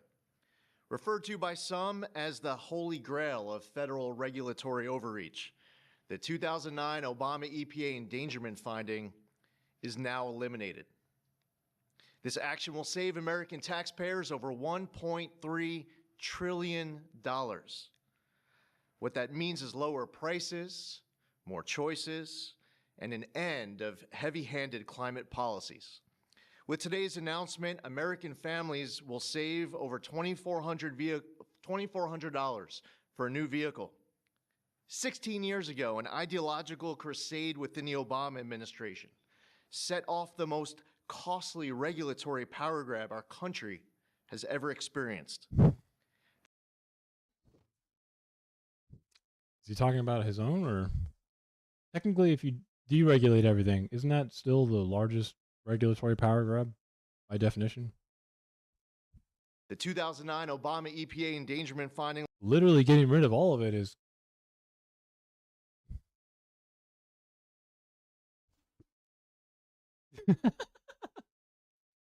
yes. led to trillions. I also find it very funny that, they're trying to do America first, right? And one of the first things they do is let a South Korean car company from South Korea build one of the largest steel plants in the country in Louisiana. And they can import their own ore tariff-free and then make the steel.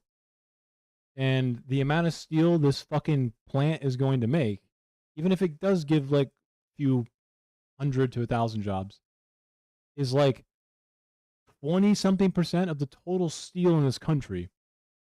And I'm just supposed to be like, is that an American first thing, or steel is like a national security risk? We need to like make sure we have a steel industry. We can't like let South Korea or anyone know how we like make the metal, the steel that goes into like the F-35, obviously. And we also need to make sure it's made to a certain standard, right? But no, I guess we're America first by letting a South Korean company literally manifest its way into our steel industry, destroy it from the inside, and then be like, fuck yeah, Americans. Of dollars and regulations that strangled entire sectors of the United States economy. F-85? You mean F-35?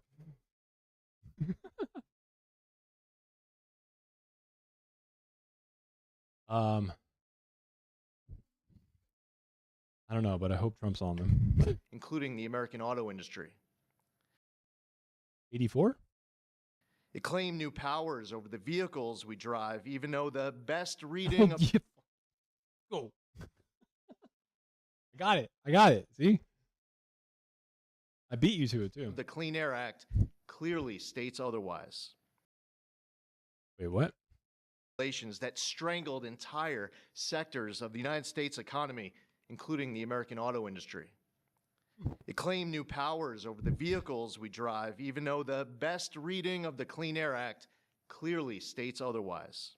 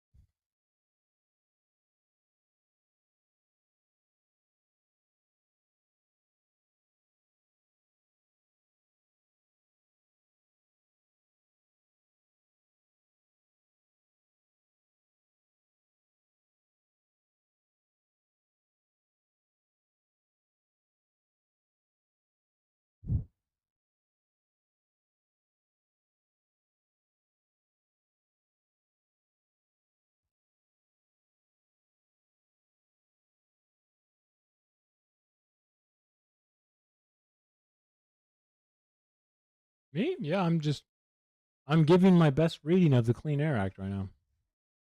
Which I think even the worst reading is probably the correct answer, and it's still in opposition to him. Or am I crazy? Huh? What are we talking about, dude?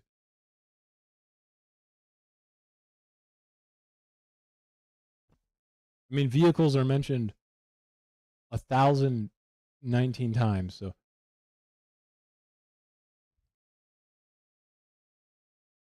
Part A, Section 201. I don't know what reading he's done of the Clean Air Act, but I swear to God, the worst reading of the Clean Air Act would still probably manifest itself as like some personified fucking like baseball bat and fucking home run his ass out of this building. In the American auto industry. It claimed new powers over the vehicles we drive, even though the best reading of the Clean Air Act clearly states otherwise. I just don't get it. I don't get it. I don't. The Obama Try reading the act. and Biden administrations used it to steamroll into existence a left-wing wish list of costly climate policies, electric vehicle mandates, and other. The president can't make an act. This is called the Clean Air Act. He's just literally, he did stuff in the act. Requirements that assaulted consumer choice and affordability. Oh no. Who paid the biggest price? Hardworking families, small businesses, millions of Americans who just want to rely. Millions of Americans from lung cancer and being able to see 4 feet in front of them. I mean, you were alive in 1970, I think. I think you were like 4. That shit sucked. Reliable, affordable car to get to work. Okay, well, you're not doing that even with this deregulatory nonsense. Why don't you work on doing that?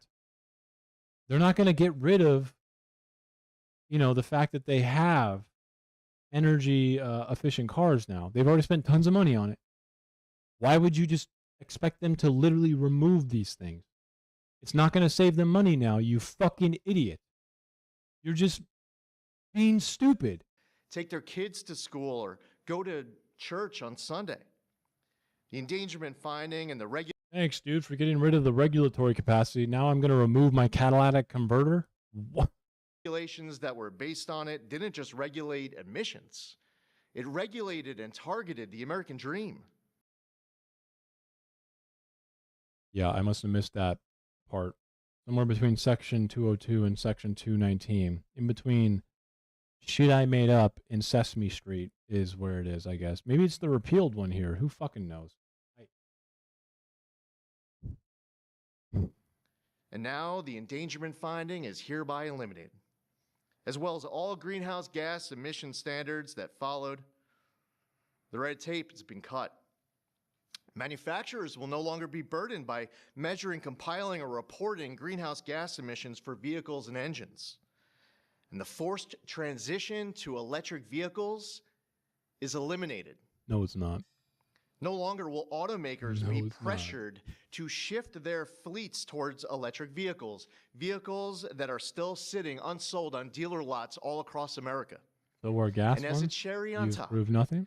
we are ending the federal government's push to get manufacturers to install that Obama switch, the almost universally despised start-stop feature. There You will be can no more turn it climate off! Participation trophies awarded to manufacturers for making Americans' cars die There's at a every button red to light turn and it stop off, sign. bro. It's over, done, finished. Under President Trump's leadership, Oh my God. vehicle manufacturers can once again build what Americans want, not what politicians. Can I build a new EPA director? One who's actually read the Clean Air Act and one who knows that you can literally turn off the stop-start feature, Mr. Zelgin? and bureaucrats in Washington demand. President Trump can't. You are literally the bureaucrat. My man, you can't keep saying bureaucrats this. You are literally, definitionally, the bureaucrat. Motherfucker. Campaigned on It's so stupid. Like, you're the dude. You're the reviving the bureaucrat auto right now. industry. And he continues to deliver win after win after win, ending electric. There's no winning. politics, dude. There's no win. Okay, that's not how it's supposed to be thought of. Maybe that's why your fucking brain is like this. Vehicle You mandates. think you need to win the Clean Air Act or what? Getting rid of the Biden cafe standards with Secretary of Transportation Sean Duffy and securing massive new U.S. manufacturing investments and all of the jobs. You haven't secured any of them, though, or else we'd be seeing that reflected in jobs. I've proved that wrong a million times, and I'll continue to prove it wrong. The only thing I see invested in is both of your guys' assholes. Jobs that come with it. Affordable cars mean opportunity. No, they don't. They mean getting from point A to point B. Okay?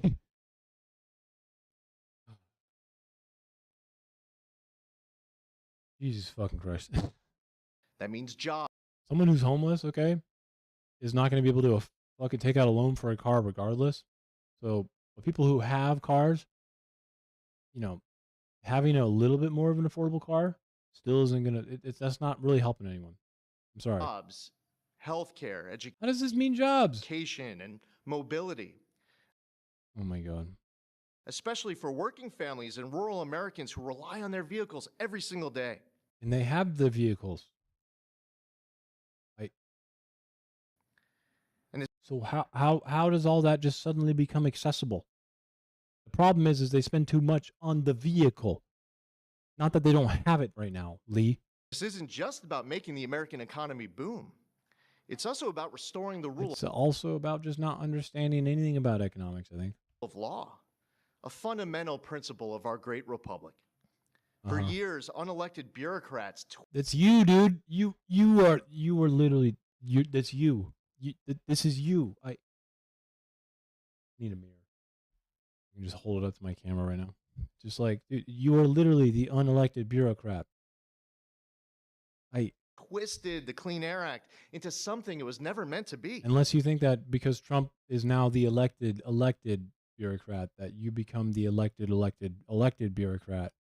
And like when Biden was president, because his bureaucrat is no longer elected, you can call him the unelected bureaucrat. But like, you're still the bureaucrat. The Obama administration twisted itself into some kind of mental pretzel to invoke Nice projection. authority it didn't have. Almost like the best rating of the Clean Air Act, which And to sidestep Congress. They holy projection, dude. claimed that 6 greenhouse gas emissions from vehicles, some of which aren't even emitted from vehicles and trucks, I'm sorry, what? You think it's only carbon dioxide? There's sulfur? You know, even from regular cars, there's quite a few different things happening there. contribute some amount above zero to global climate change, what they said endangered public health. There's sulfates. Does he not know this? Does he think it's only carbon dioxide? Dude. Trump is one thing. He's dementia guy, right? This guy is at least of an age where I expect him to not talk and exist as a fucking toddler who I think needs to be slapped every single time he talks with how stupid he is. There's no way these people think it's only carbon dioxide, right? But their wild web of mental leaps isn't prescribed in federal statute. No, but it needs to apparently, so we can fucking slap you. The Obama EPA's House of Cards upended the best reading of the Clean Air Act, as well as I don't know what that means. Upended the best reading? 50 years of EPA precedent on what constitutes regulable air pollution. Energy. In the 60s, One of those being, you know, car pollution, which obviously isn't static. 50 years ago, when the EPA was made, actually it's like 70 now, isn't it? Jesus Christ. Is it 50? It's 50. Felt like 50 something, 52, 54. Pollution wasn't really as well understood, but now it's much more understood. Ergo, we have updated the regulations. It'd be a little stupid to think that whatever we made in 1970 would make sense for today, especially concerning something like atmospheric chemistry. But I don't know. I'm just some dude who has an AA in chemistry. Not like I'm a chemist or anything, but I did take a few physical chemistry courses, and one of my favorite sections was the atmospheric chemistry part, where you have to do like, the ideal gas law and stuff. And something tells me that this guy doesn't know any of that. He just thinks pollution's the same, and we've always known what it is. If it smells bad, it smells bad. Dysentery if you drink it.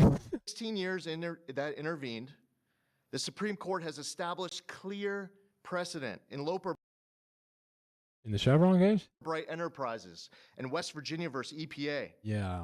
Oh, okay. I'm so glad the Supreme Court. I read their dissertation and the concurring opinion. One that won. It wasn't a good argument. I think they made the wrong decision, but I guess I can allow them to defer to that. And it's not like 9 dudes or girls in like some robes are going to be able to know more than the scientific community on this over 50, 70 years. It's not like the concurring opinion, the one that won, even mentioned any of that. They didn't. Oh, that's right. And in light of these Supreme Court They just ruled on their vibes. decisions and other developments upon his swearing in last year, President Which is totally not a good thing. Shouldn't it be done independently? Why are we tethering it to him? Doesn't that just make you ask questions? Trump immediately tasked on day one submitting requirements, recommendations, research on the legality and continued applicability of the 2009 endangerment finding. And at Trump's Yeah. There's a reason it was submitted and then shown in the concurring opinion for sure. speed, No, it wasn't. he wanted that research and recommendation It wasn't even shown, so I'm cool, dude. turned It was ignored. around instantly. Yeah, but none of that was shown. We looked at the Clean Air Act. We looked at what the highest court Clearly you didn't, because section 209 through 230 something, even at its worst reading, again, says exactly the opposite of what you're the saying. land had said. And we used a very simple metric. If Congress didn't authorize it, Okay. Well, here's a civics class. Okay. Would it be reasonable to assume Congress to come in to vote on every single chemical or, let's say, regulatory or executive decision that's made in every agency in the U.S.? Do you think it's reasonable for Congress to come in and vote on every single thing? Every time a new chemical is made up, Congress has to come in and vote. Yes or no? If you said yes to that, you're stupid. Globalize, you're stupid. Okay? Because your Congress member is going to be looking like, he's going to have one arm, and it's going to be really fucking swole, dude. You're going to have a Congress dude with one arm swole, the rest of his body shriveled. He's never going to leave the room. He's never going to be able to leave the room. EPA shouldn't be literally never leave. Congress never voted for these climate mandates. There's my case.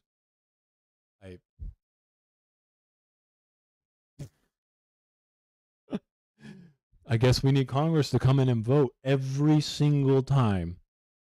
Every single time anything climate related at all takes place.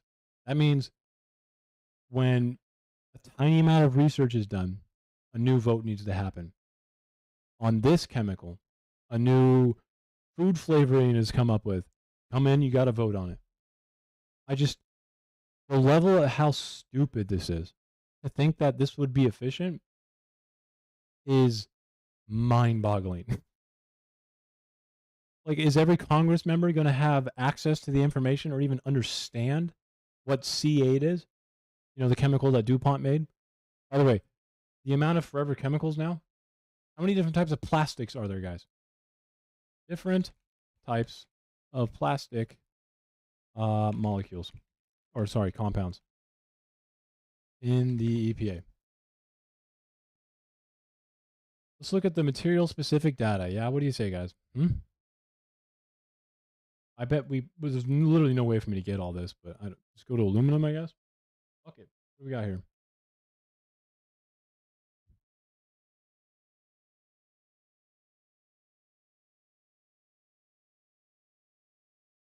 I don't fucking know. Methodology document.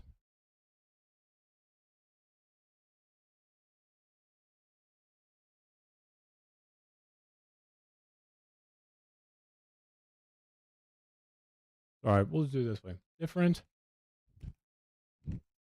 types of aluminum. Okay, EPA list.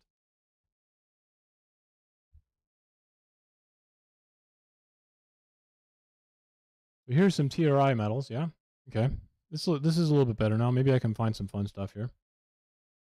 Let's do Explorer Guide. I don't fucking know. Metal mining. About Explorer here, TRI tools. 2024 generate report. All chemicals. Fuck it. Hit it.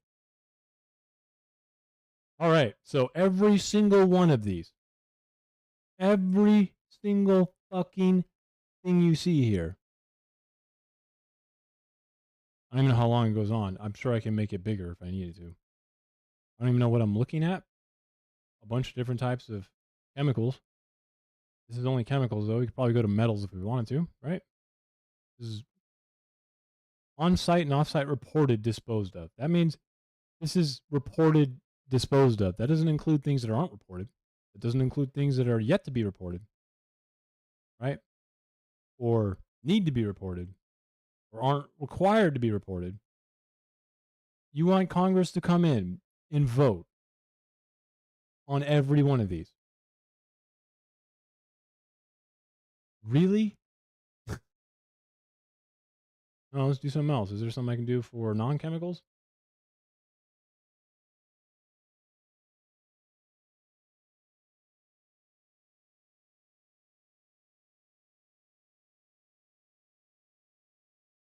Total list of compounds. That's EPA. List of lists. 86,000? Sorry. The inventory for chemicals at the EPA is 86,000. So Congress is going to have to come in and vote on 87,000 chemicals. That's what we're saying right now? Like that is what he's saying.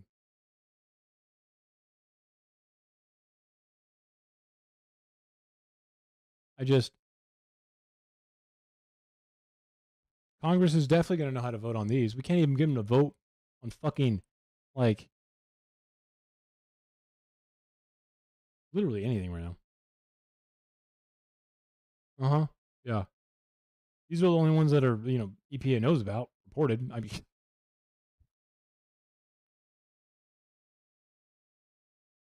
that sounds like a great idea. Perfect.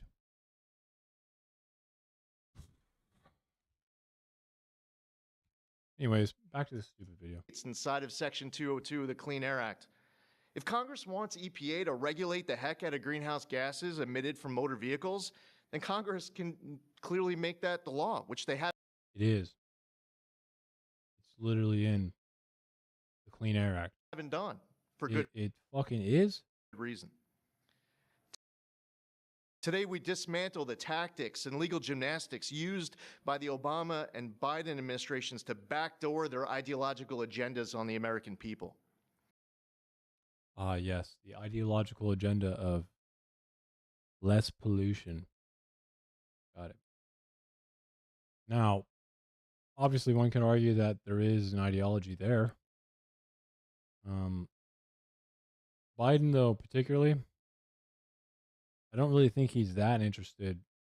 I don't think he's super vested in like the ideological position of climate change. It's not like his entire career he's really made a big effort I think he's just kind of looking at the evidence presented and making a decision. What I do see as an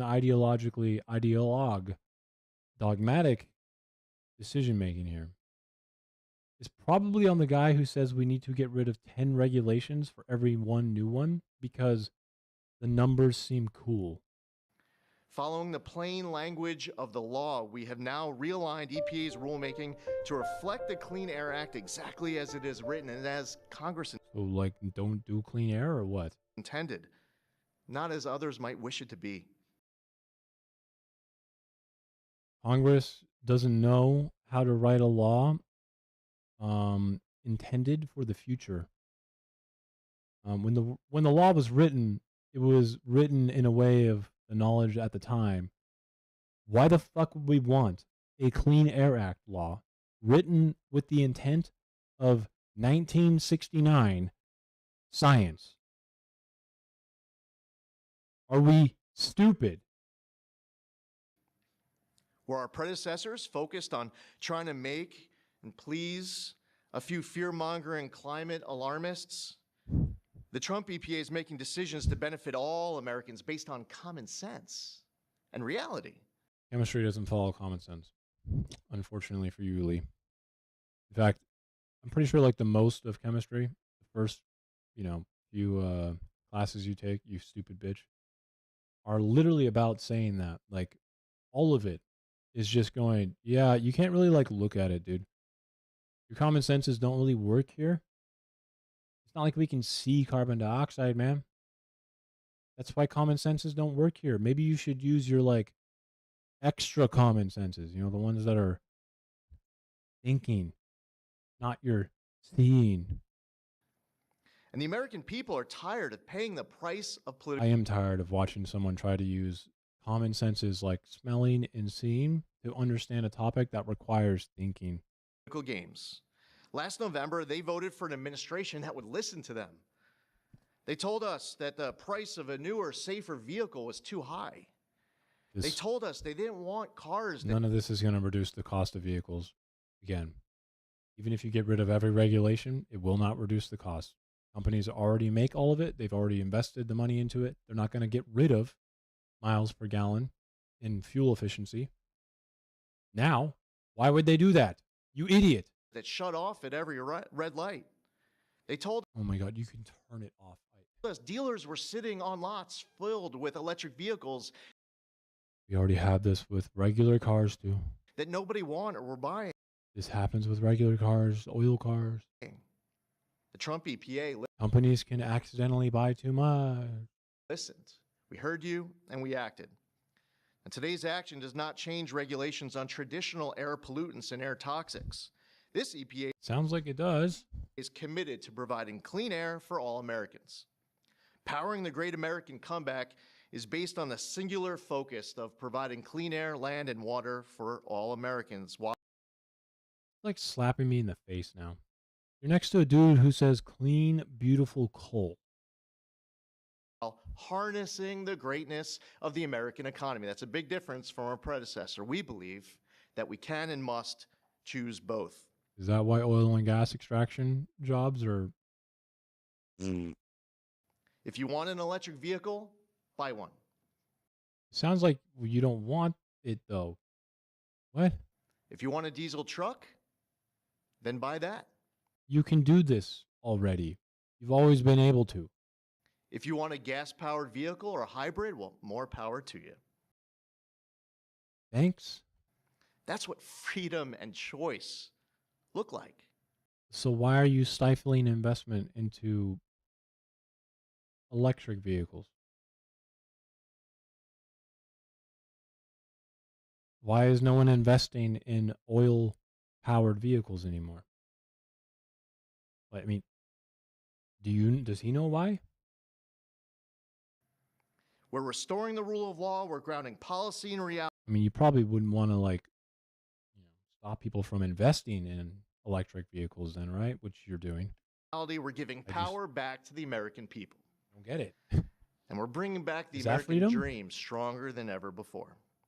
EPA will never waver on its core mission of protecting human health and the environment, and this administration knows we can do Just that. one other thought. Like, I wonder if this guy knows that electric vehicles are regulated as well. Like the batteries themselves, because they're kind of explosive. Whoa. And they burn hot. They also are regulated. So are you going to remove those regulations? Why don't we just let people drive in, Teslas that can suddenly explode like it's an IED in Iraq? Freedom, dude. While ushering in the golden age of America. To recap, the 2009 Obama EPA endangerment finding and all greenhouse gas emission standards on light, medium, and heavy-duty vehicles that followed is eliminated. Okay.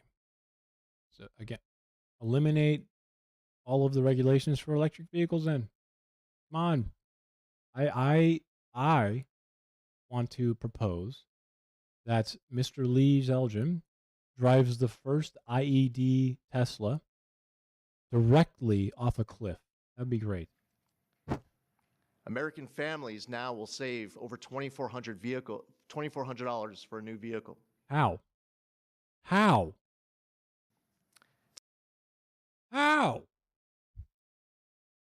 Eliminating the regulations will not remove, what companies already do. They already have it all in place to do it. They sell the car already for a certain price. Why would they lower their price? There's no need to. How the fuck do you even come to this conclusion? Today, the single largest act of deregulation in the history of the United States, over $1.3 trillion. The elimination of the endangerment finding is signed, sealed, and delivered. Thank you, Lee. That was long. Made him mad, Lee. But good. It was good. Maybe I should say great. It was great. And we appreciate it. Would you have anything to say, Russ? Please. Oh, God. Thank you, Mr. President. Literally no other president All right, now we have someone who's actually smart, who's going to be annoying. would have done this to get at the foundations of the Green New Deal. So tremendously excited that we are where we are You mean the one that didn't pass? today. That didn't make it out of the floor? Whoa. Great work by Lee. I'm a little worried that this next year will be, EPA alone will be dereg east by the number of things that are going to come out of EPA. So great work to the team. $1.3 Okay, maybe I gave him too much credit. trillion in savings, massive historical opportunity. Thank you. Thank you, Russ. Please. Would you like to speak? You're worthy of it. Good man. Thank you, Mr. President. Today is a historic day led by President Trump's leadership. No other president, as Russ said, would have undertaken this and at the speed we did. It was a great team effort. Who's this guy? This is the model of the Trump administration, everyone working together, mission aligned. Got it. We got fake statistics and, promises that never come true. And we had the fascist shit, but Nazis were aligned. And they did work together. And Lee is also working on cleaning up the horrible situation with regard to farm equipment. What?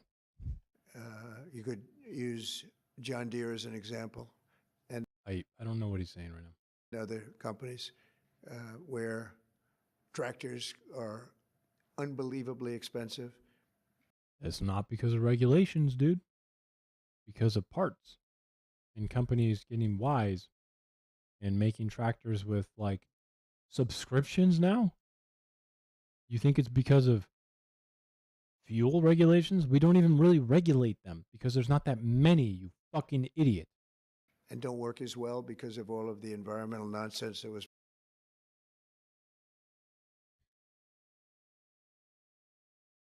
We got it, yeah. Massive amount of regulations on fucking farming equipment we have. Of course. Who'd have thought that? Was put on them. also excavators, any equipment like The massive amount of excavator regulatory stuff. that, bulldozers, Caterpillar.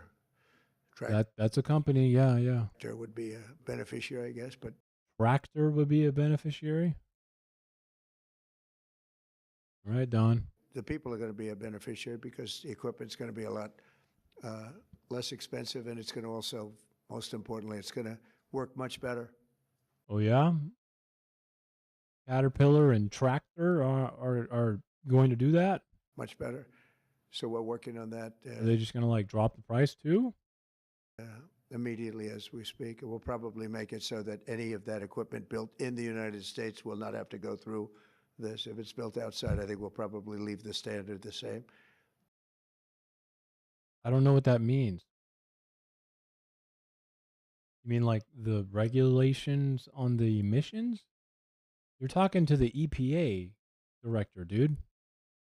Are you fucking stupid? If people are going to send us equipment, let them have that standard for whatever it's worth, which is not much. And I think that's a very big announcement too, and we're going to see if we can get that done very quickly so that all of that equipment that we have made, including lawnmowers, et cetera. There's no regulations on lawnmowers, dude. It's a lawnmower. You won't have to go to the finest schools in the world in order to figure out how to operate it. That has nothing to do with emission. Okay. So any questions, please? President Trump, thank you for this. And after this much applauded role EPA's endangerment finding, what additional steps do you plan on taking to scale back what many are calling climate industry scams? Specifically, and Secretary Zeldin knows about these wind turbines they're trying to bring to New York. Judge is allowing them to be rebuilt right near your hometown in Jamaica, Queens. They're being called a national security threat for air traffic coming into the airport. What could you do to make sure these things Well, don't we're destroy trying to the make sure it environment? doesn't happen, and we've basically stopped all windmills in this country. It's the most expensive energy you can get. They're all made in China, a little bit in Germany, but mostly in China. And we're putting them all over our fields and ruining the fields and killing the birds and all of this. And the environmentalists say they like them, but they really are a tremendous eyesore. They ruined. Europe has gone, as you know, Europe isn't even recognizable anymore between immigration and because of, environmental things like the windmills, which are taking over. The people hate them. The energy is by far the most expensive. And we're fighting very hard to make sure that they don't get built. I hope we don't have one built during my administration. We inherited some contracts where they've gone down the line a little bit. We're trying to terminate them for a lot of different reasons. One of the reasons, as you had mentioned, it's endangerment for the military. It's also endangerment for airliners. So we're trying to take care of those situations now. They should have never been allowed in the first place. Yeah, please. Thank you so much for taking Sure. questions. What do you tell Americans who are concerned that the $1.3 trillion in savings does come at a cost to public health and the environment based on Yeah. science? I tell them, don't worry about it because it has nothing to do with public health. This was all a scam, a giant scam. This was a ripoff of the country by Obama and Biden. And let's say Obama started it and got it rolling. And a terrible ripoff. They'll have more money to spend for health care if you look at it. Now they can go out and spend it on something that's meaningful. Huh? And nobody's doing more for health care than the Republican Party. And that starts with the fact that prescription drugs are going to be coming down at numbers that nobody's ever. Nope, they're not. I already went through your stupid website. You purposely lied on the website, and you only are showing the price with commercial insurance or cash. And the commercial insurance price on the Wagoo website for the pill I looked up was $25 a month. Your site shows $149, which is the cash payment, which is something that Wagoo showed as well, but yours doesn't show the commercial insurance one. And we have no idea where the money's going for Trump RX. It's literally, there's no information on it. never seen before. They're falling. Well, they're falling. Oh, wow. We were paying the highest prices in the world. Still are. By far, sometimes by 10 times more Sometimes. Right there. than other countries. Now we're going to be paying whatever the lowest price is anywhere in the world. The lowest price is still the highest in the world, buddy. And the lowest price, which is paradoxically, I guess, the highest price as well when you actually look into it, is right smack dab on Trump RX. We're going to be paying that. It's called favored nations, most favored nations. And Yeah, literally doesn't mean anything, doesn't do anything, and outside of a cool catchphrase, it's just stupid. I think it's the biggest thing to happen in this world. Really? Not you? Come on, dude. We all know. He's definitely going to be like, outside of me. The world of medicine, prescription drugs, ever. There's never been anything like it. You know, if like in my third year, first term, I actually got prices down 1/4 or 1/8%, and I was so proud of myself because we were like that for years and years. And since under Biden, they went up very, very substantially. Just, factually untrue. Not that Biden really like did a lot about this. He made some attempts with Congress, but just fundamentally, factually untrue. Okay. And now they're coming down by, depending on, you could say 500, 600, 700%. That's literally not how percentages work. Every time this is said, the memes come out, dude, because you cannot lower the price of something by over 100%. It would be negative then. You fucking idiot. Depending on the way you want to, or you could say 80%. It doesn't matter. Yes, it does. They're coming down by numbers that nobody ever thought possible. I got it all done, and I got it all approved, and all of the Yeah, the made up ones I got. countries all over the world. Okay. Christ. Can't do it.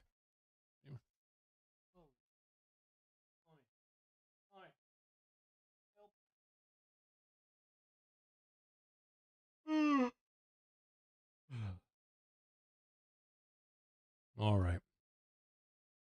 I've been streaming for a while today. I think I'm going to stop for today.